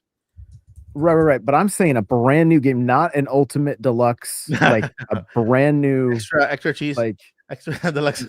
Yeah. Because I'm envisioning just a Switch 2 version of Smash Ultimate with new fighter passes. I mean, it's That's already what I think Ultimate. about Why it. would you want to make Deluxe to the Ultimate? Ultimate, there's no, you know. I think they could start all over. See, that's what I think is going to be for Switch 3. But if we're talking about the most recent Smash, like everybody's here, everybody's more here, and even adding more. I don't know who else is left. They can add. That's what I thought. That's what I thought with Mario Kart 8 Deluxe. I'm like, my God, this game is so huge. Look at all these tracks they added. Look at all these characters they have. They have every IP here. How are they gonna top this? They started over and made a big world. Shut up, David. You know? David just said. David Patterson just said, "I will be completely bald by the time we get to a new Smash." Oh my gosh, I love you guys. You guys are hilarious. Okay, so shout out to Lottie Trohere. I hope I'm saying your name right. Yeah. So this question is for all of us, as this is a bizarre question. What are your thoughts about the My Mario news, as Nintendo of Japan announced it a week ago and is aiming for younger children? I do That's have cool. thoughts on it. That's cool. I mean, I think that's actually a good. When I saw that like that app, I thought it was, wow, that's the coolest thing ever. You know, because right now we haven't had a lot of Mario geared towards toddlers. You know, a lot of clothes and stuff like that. And then I don't think the Mario Lego is for toddlers. They're gonna swallow it. You know, so I think an app that they can just kind of touch and stuff like that and hear sounds with is beautiful. I think it's nice. You know, it's not the biggest thing. It's not for us. It's for the younglings. You know, and so I totally didn't download it. yeah. Is it available? Can I download it? I'll download it today. I honestly don't even. I'll just like stretch Mario's face. That's all you can do. Just like pull up Mario's face and do stuff. You know what I mean? So Babies have fun. it's for a younger audience. Yeah. That's what we did on the N64, right? Right. Yeah. I also kind of low key think that, judging by Nintendo's current fan base, maybe they're not grabbing the youngins the way they got us. Mhm. Because we've all been playing since we were single digit, ages. Yeah. I don't know how many young people they have. I know they're most of their fan or install base, is more like 20 and up, right? I don't think they're getting babies. Yeah. So Well, now I get to have an app that I can share with my nieces and my nephews, the baby ones, and then just they can have this thing like like pushing. no, put a controller in their hand. They got to learn early. Nah, they'll just like chewing on it, get your toy. Shout out to Pokemon fan. Oh, I'm sorry, Paul. What? Nope, sorry. I forgot about the time. I actually have to go because I'm going to be late. I have something. I didn't even mention it in the group chat, so I apologize. That's a little bit of an abrupt thing, but I looked at the time like, hold on, it's 7:21. So, sorry. Good night. I said it out loud to myself a second ago. I was like, oh, shoot. And then I was like, oh, hold on. So I got to roll, but Tell them where they can find you and what you're doing and what you're counting down to and whatnot. Yeah, Polygale Network or at Polygale Network on YouTube and X. And lately, just yesterday, I started a brand new calendar series of video game history, lore, each day. So it's not quite a countdown; it's a count up throughout life. So if you're interested, you could find that on various social media platforms. Thank you all for having me. You three have a good rest of your night. Everybody in chat, enjoy as well. And see you next time. Good night, Paul. Have a great weekend. Bye-bye. Thank See you, buddy. See you soon. And then there were 3. The Triforce. Yes. I Right was now we're just the a shield. Force. I was a shield or a master sword or something. Good night, Paul. Oh, okay, Pokemon fan. Oh my. I'm very much in the screen. Okay. Everyone, do you think the mainline direct will be in September? And when do you think the Mario direct will be? There you go. Just like, wow, I really see myself. I like every year I think Nintendo will have, well, first thing we gotta like pinpoint one thing out. It's a new system. We don't know if Nintendo's maintaining the same exact schedule as they did with Nintendo with Switch, the February, June, and September, right? Mario's anniversary is in September, and so there's also games without a release date, which they can also do via the app. So again, it's a weird Nintendo with their calendars and such. But I do believe there's a September direct, like there have been in prior years. And I think that this September direct is not only to put a cherry on top of what the Nintendo needs to kind of finish off this year, but to also work on next year, the beginning of next year, January, February, March. We still don't have game release dates for Metroid. We don't have the Legend of Zelda, the Hyrule Warriors, Age of Imprisonment. We don't have Kirby Air Riders. At least Metroid and Kirby Air Riders are slated for this year, and no release dates on those. Especially Metroid, no promotional, nothing yet, and we're already in August. We're trying to kind of going towards the end of the year now. Mario 4th anniversary, I expect at least the Nintendo Direct dedicate to that. 15 minutes of they did it before. I was looking at the Mario Direct. It lasted 15 minutes. It was just like the Donkey Kong one they did, and so I expect something in that line too. But yeah, something definitely in September. I just don't know when, because Nintendo is just, it's they're being weird. But yeah, I'm kind of in the same boat. Like, I think it could be the kind of thing where we see a mainline and then they say, hey, tune in next week as we talk about Mario. They actually delayed the first Mario Direct, I think, from March to September. Mm-hmm. So as long as they get like their year of Mario, they can hit it really at any time. If it'll still count as the 40th. So it's just a strange time. It is a strange time right now, and we've had 2 directs recently. Everybody's still hungry and chomping at the bit for another one. And yeah, I don't see them combining it. I do see them doing it two separate things. Yeah, I too. Yeah. And I agree with you guys. I think General Direct in September. And I think that I don't know, as far as like the actual Mario anniversary, I don't know if they're going to do anything with that, because sometimes Nintendo's like, yay, anniversaries. Other times they don't care. So I'm not sure about that. So I'm thinking, just like the guys were saying, that September we get the General Direct, and stay tuned for an update on something, a new Mario game, Mario movie, something of that nature. There's just no, I just refuse to believe we're going to go first year switch to no big Mario. I refuse to believe that. I feel like I just feel like that's not a great idea. I'm going to answer this one. Ricadona, serious question. Why is there so much negativity towards Nintendo nowadays? It really saddens me, because I honestly really love Nintendo games. Just remember, the internet's not a real place. Yeah. Remember that.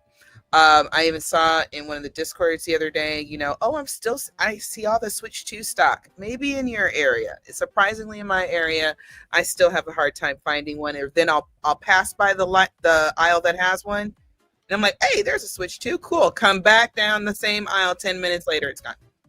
So I think it kind of depends on where you are. And again, in real life, nobody cares.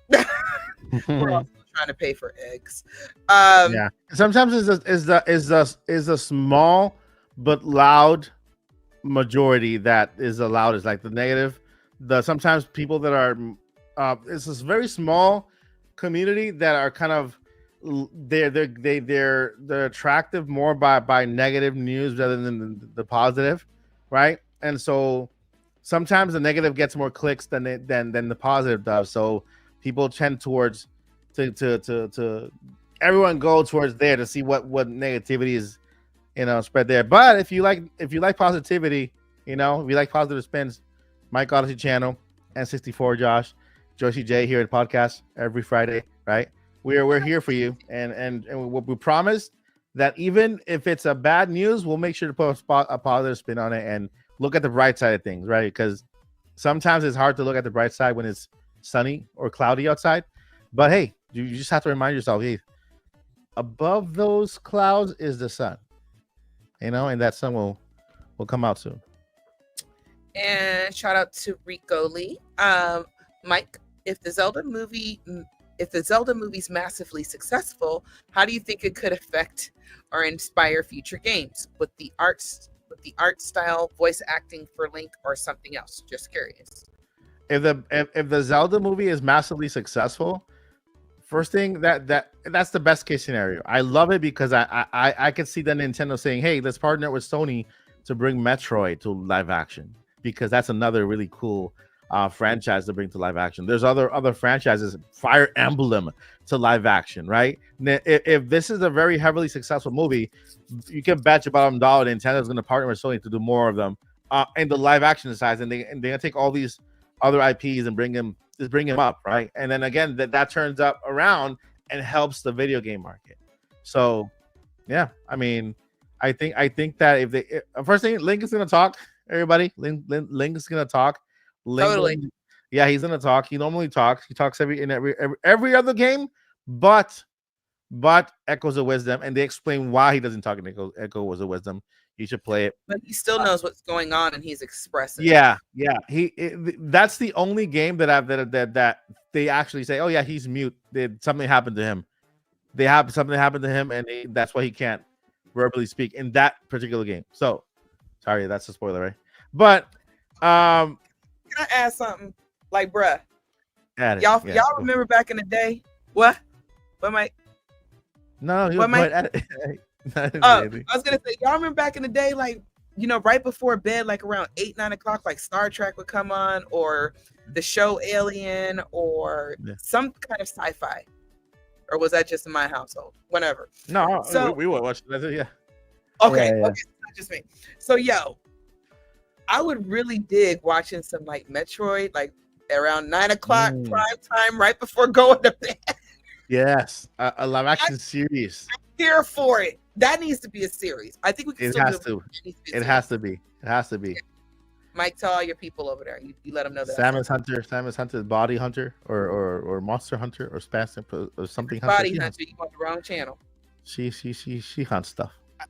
I think if they kind of made it like Mandalorian, since she is, bounty hunter, like, I mean, obviously with original ideas, but like, I think they could get to that level of Man, just what people were into it, like give her different missions, different enemies, like start fleshing some of this storyline out to where we really get to know some of the characters. I think it'd be really cool. Yeah. If that ever happens, I'm gonna turn my channel into a Nintendo movie channel review thingy, and I'm just gonna like review every single episode that comes out. I'm already doing that, by the way. If you guys want to follow me at Superflix, I have a movie channel over there. It's not an active everyday channel. It's like I react to stuff, but I'll be live. I'll be reviewing Peacemaker, which is not for kids. Okay, adults only. Adults only. I got some movie ideas from you for you. Because there's a movie I think that you would like as a father. Awesome. Did I finish saying? No, we still got questions. Okay. Boo Mini, I'm gonna go ahead and read this just in case Paul is listening, because sometimes he'll have the stream playing in the background. Paul, if you're listening, this one was for you, dear. I know you don't. Boo Mini wanted to say, I know you don't replay games, Paul, but would you ever be open to live streaming and playing a game that the community chooses? So if Paul is listening, kind of keep an eye on the chat, Boo Mini. He might respond in the chat. I think Paul does replay games. He does replay games. He goes back and replays games. I feel like he does too, especially if you really enjoyed it. Nate doesn't replay games, but Paul does. Yeah. And I don't, well, I do replay games sometimes, honestly. Yeah. I have an answer for this one already as well. Oh, what, Nate? I mean, no, Nate does replay Zelda games. Zelda, because I was watching his live stream, like how was that? He doesn't even replay Zelda games. He did it for his. He played Ocarina of Time, and then like the shorts live stream. Yeah, and he'll do something like that, but he doesn't just sit around and replay games. Oh yeah, Paul, not personally. Paul will personally. chill with a game he's played before. Yeah. Do you replay games, Judge?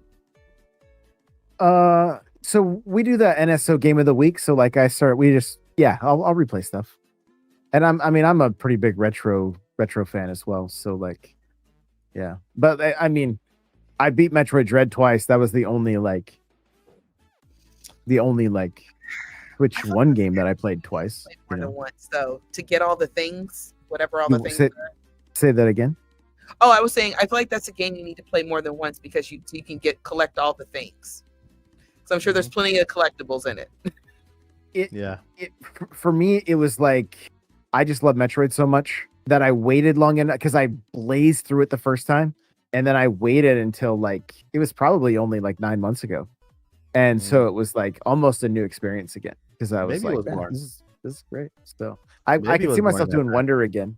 So Wonder is my favorite part of that game is still the singing piranha plants. Yes, there's a whole lot of other things, but Wonder is special, and I don't even know if people really understand how special that game is. It is chef's kiss. All right, I got an answer for this one. Mincy Price. Hi guys, my question is about Game Freak. Hello. Why did they betray? I'm gonna take this seriously, I swear. Why did they betray Nintendo and make Beast of Reincarnation for Xbox and PlayStation, but it's not on Switch 2? What the heck is happening between them? Game Freak is still their own development team. They're their own company. They still got to make. They still got to make money. It's not just on Pokemon. Pokemon is what they're doing with Nintendo. What they decide to do outside of that is up to them. Yeah, because they're part owner. They're part owner of Pokemon. Nintendo Creatures and Game Freak are the triple owners, right, of Pokemon, of the series, and so that's why they work together. But Game Freak has their own thing going, and we cannot rule out the Switch 2 port because maybe it'll be announced on the Switch 2 Direct, right? So, that's the thing, guys. When I've learned to kind of wait on a Nintendo Direct to see if something is actually coming, because some big titles normally don't get just announced willy-nilly. Nintendo likes to kind of give it that spotlight, and I think that it actually works well for bigger companies to let Nintendo announce it on their directs, because directs are the one get a massive amount of exposure. You know, a game gets the most exposure in a regular direct. You can compare that to a partner showcase, to an indie showcase, right?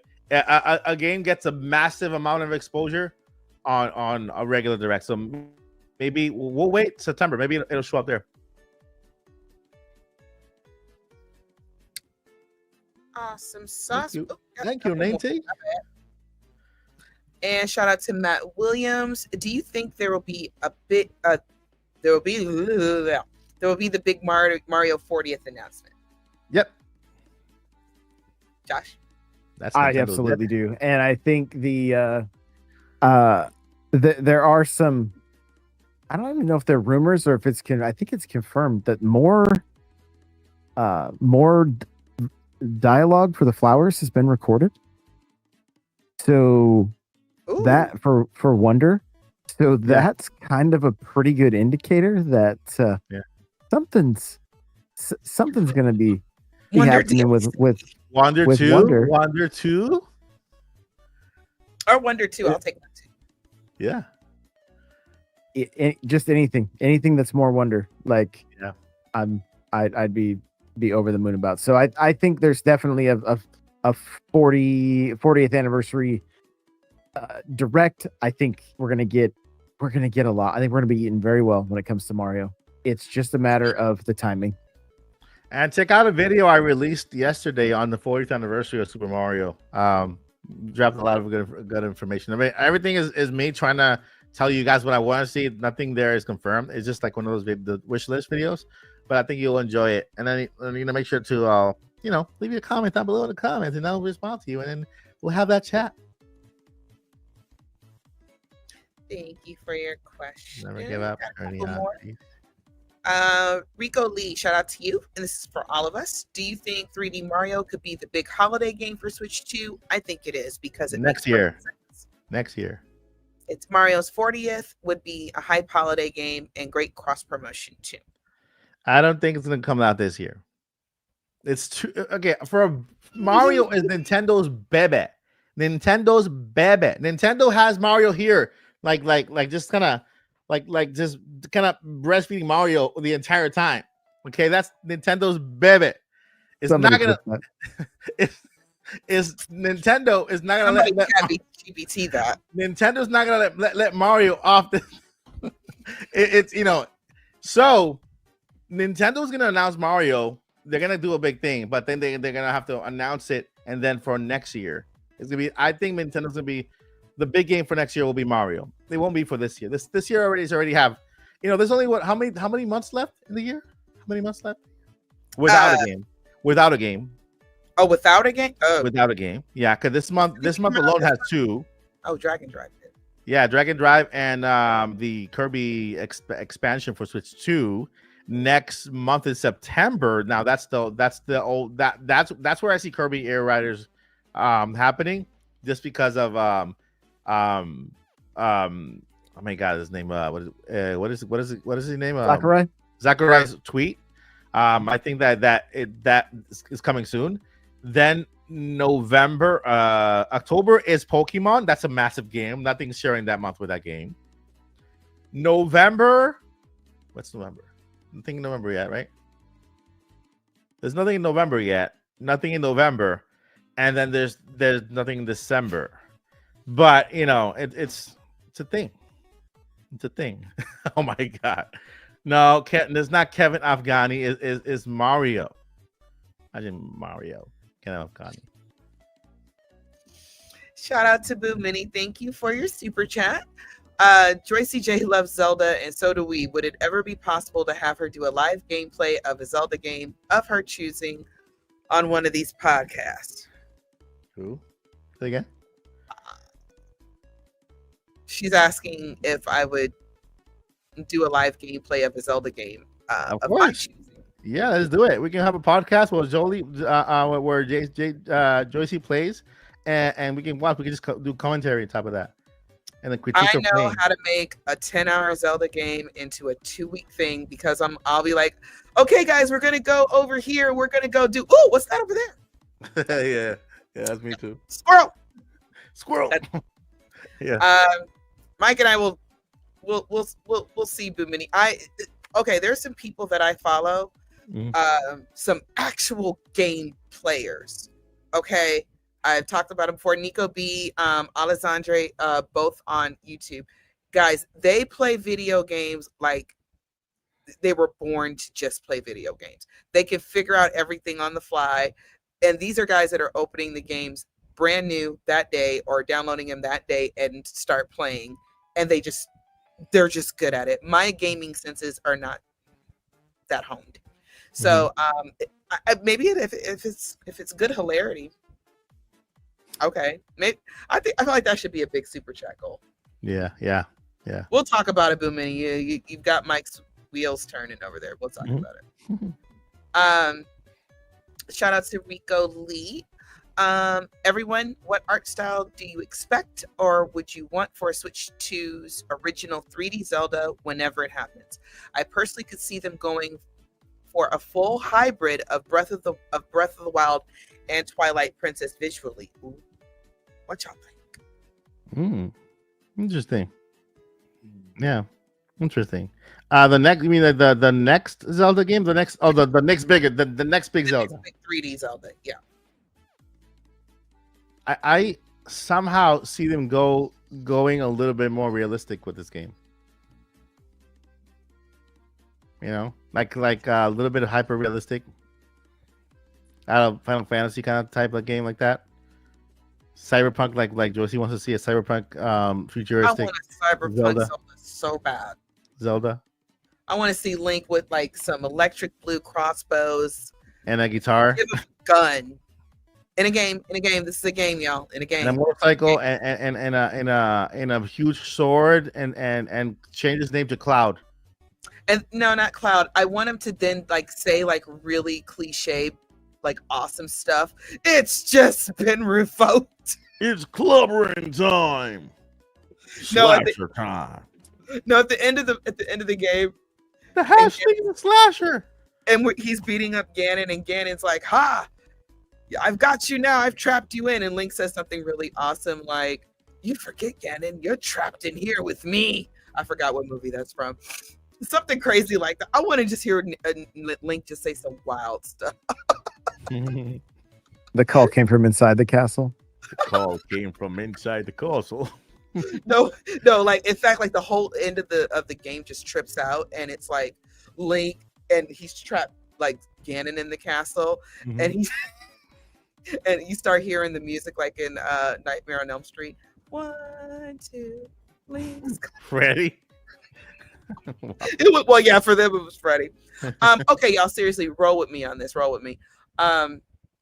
Is it Rowan Link that does all those awesome? Yeah. He just released a new one for Majora's Mask. Majora's Mask, yeah. I like that art style that he uses. I said, I finally see the vision, and I said that would make a great game in a cyberpunk modern Zelda, and I think the game could be small enough to where they could take the risk, and they could still do the big 3D Zelda where we're still in our comfort zone. I personally am okay and ready for Zelda to leave its comfort zone. Yeah. I don't know how the rest of the fan base feels about that. I would love to see a Studio Ghibli style game for an Ocarina of Time remake, like the first anime style. I agree. I've lost my spot. Go, Josh. What are you gonna say? Oh, I want to see them push the limits of the console with Zelda, right? Like I feel like Breath of the Wild and Tears both push the limits of Switch 1, and I want to see them push the limits of Switch 2. And so I hope it leans. I hope it has an art style that like the majority of us really vibe with, but then, you know, leaning more towards like, kind of like Mike's saying, more like looking more realistic, putting us more in like a less of a cartoon and more like a Skyrim kind of scenario, but like really, really pushing the limits of what the console can do. Bring the drama, bring the tears, bring the sky, bring the ocarina, bring Link from the past. I mean, yeah, bring it all. Yeah, exactly. I have a question for you though, Josh. So let me ask you this, because you know there was going to be a Twilight Princess 2 before Miyamoto decided on Link's crossbow training, and I'll never get over that. Right. Yeah, if anybody's meet Shiggy, just let him know he and I got beef. It's, in my opinion, it's still not too late. So how would any of us feel? Mike, I know you haven't finished Twilight Princess yet. I know you're going to get to it eventually. You will get past that one part and you will totally love the game. Is that the one with the dog? Where he turns into a wolf? Yes. He wolfs, right? He wolf. He barks. Wolf. Wolf. It's okay, Mike. So, Josh. I think a Twilight Princess 2 could work. because it would still be the Twilight Princess era kind of art style, except it'll be much crispier, and they'll probably add a little bit more color to it. This is just completely hypothetical. This has been my dream ever since I found out Miyamoto like completely killed my dreams of Twilight Princess 2. I've wanted it ever since. Yeah. I'll wait for the HD version to come out before I play it. And we got one more. Shout out to David Patterson. Joycey, will we ever see you do a live cast gameplay of Zelda? I think he meant. Oh, okay. Like Boomini said, I think he meant gameplay. Guys, I will talk to Mike. And then we got one more question here from Khabib. No, I'm sorry, I'm not gonna pronounce the name because I want to bullshit. It says, wait, is it too late to ask one more question? Yeah, go ahead and ask it. Go for it. Oh wait. I wanted Zelda now where it's like modern and cyberpunk, and all the links have to meet up to like save the universe or something crazy. I think Smash is gonna start brand new. It's coming this gen, and it's gonna blow away people.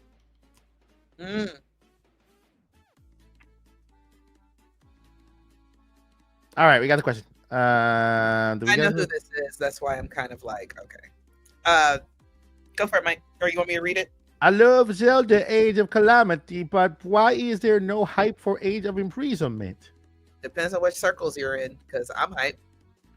Yeah. We just don't have a date yet. We just don't have a date yet. I expect to see it probably in September at the next General Direct. At least give us a date, and I wouldn't be surprised if they don't give us any more bigger of a trailer and they save that for later. Don't be surprised if that happens. So yeah, we haven't seen much of Age of Imprisonment, and even when we saw just a little bit more. We saw that little teaser thingy, and then no release date whatsoever. Like that nothing much at all. more, literally like that much.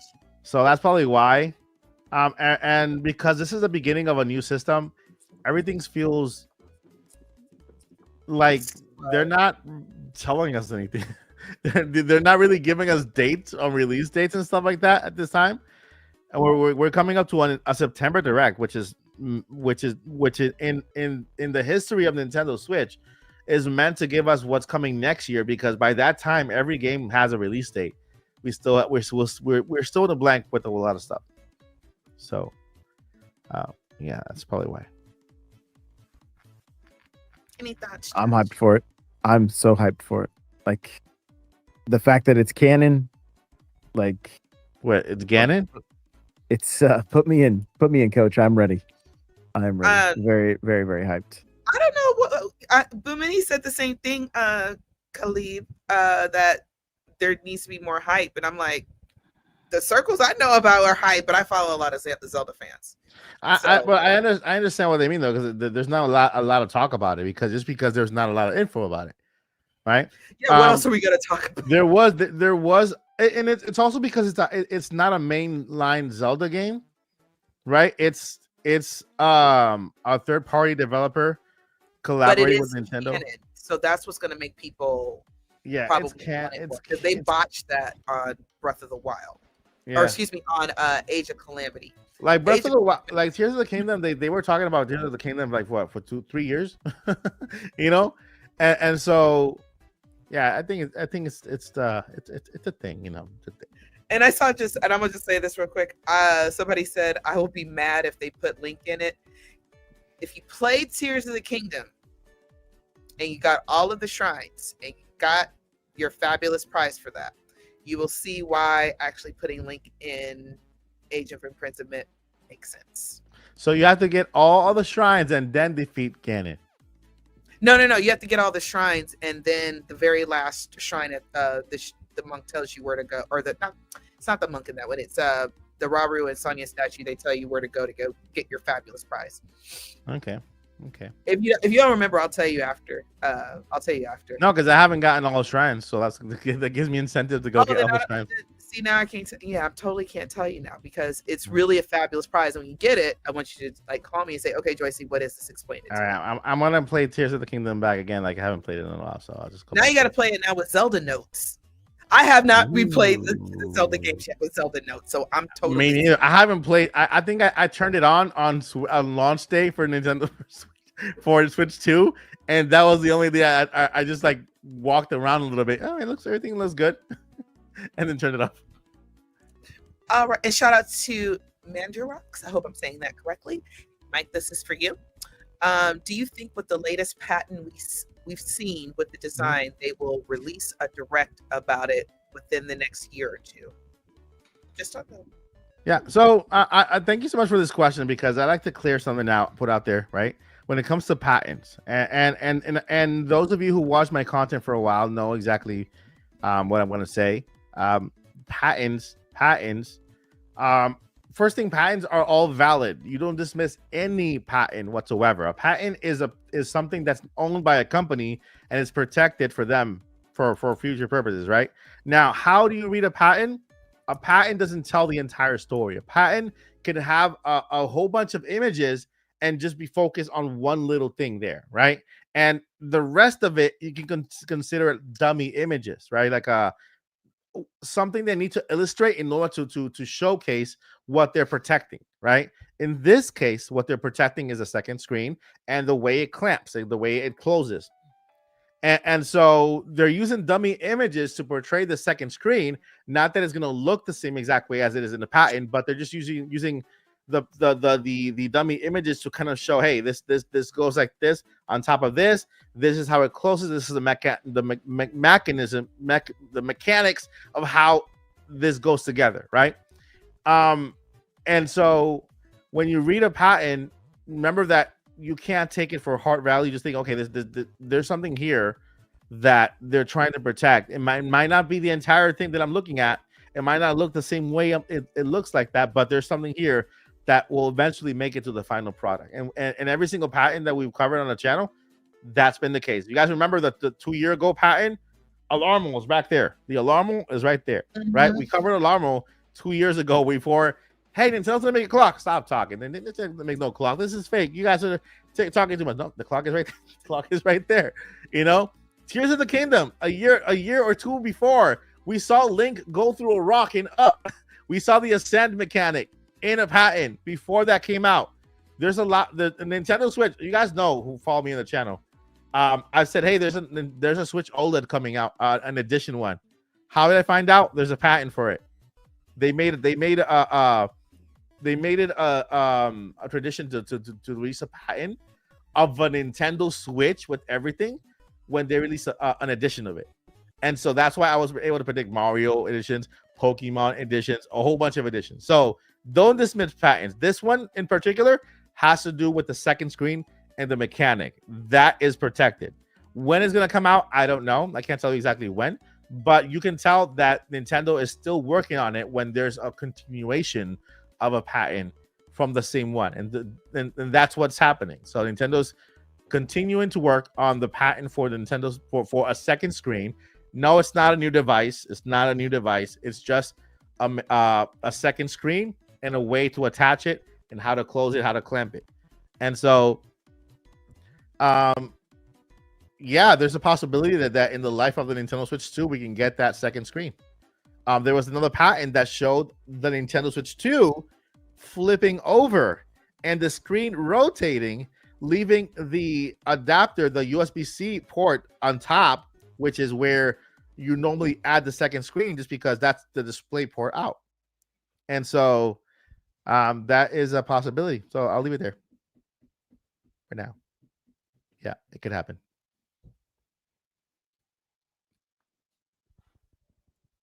Are you frozen? Yeah. I'm reading stuff, and yeah, y'all, there's a lot going on in my neck of the woods as of late. And I think we got everybody. We win. So apparently Zelda Notes was more annoying than Navi.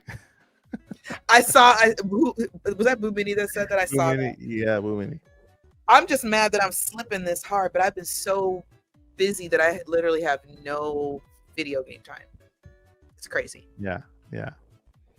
I'll make a video on patents, and then I'll bring up a whole bunch of patents that we talked about on the channel. If you guys request it, I'll make a video on patents and then talk about all of the patents that we've talked about, and then show you the actual product that was related to that patent with release dates and all that stuff. If you guys want that, but I won't make it. Nobody watches it. So, so there you go. All right, was that the last one? Thank What? you. Yay. Do we have a clapping sound here? Let me see.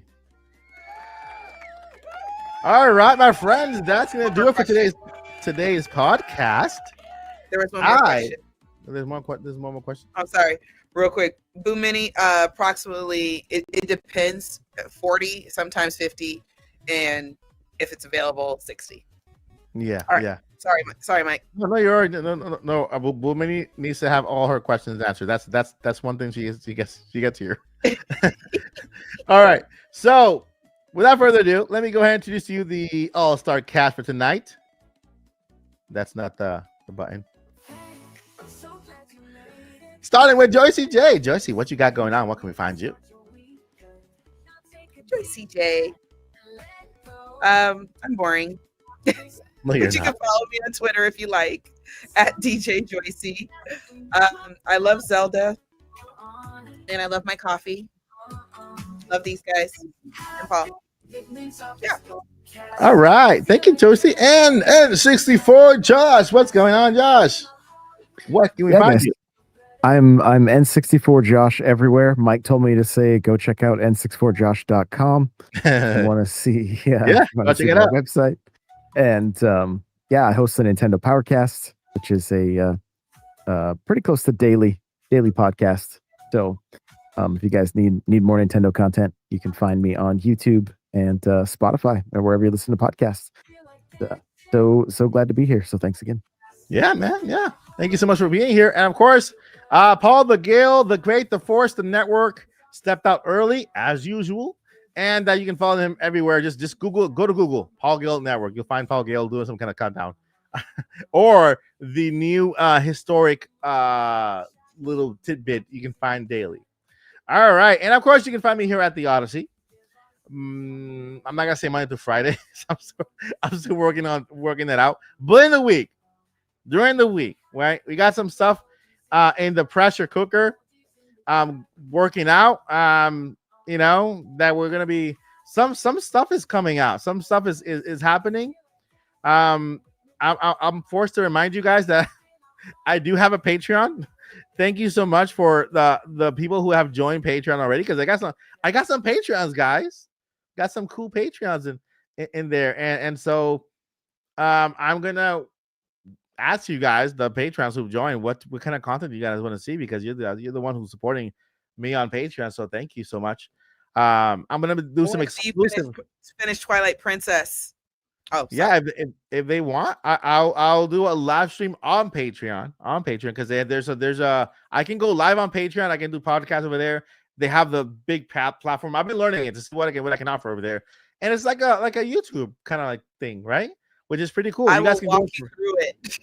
You can join for free, by the way, but you can also join, with like $1, $2 a month, or $5 or whatever, and then support my content here at the Odyssey. And I appreciate you guys so much for the ones who join.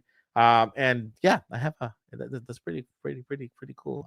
I'm expanding and moving stuff. All right, friends.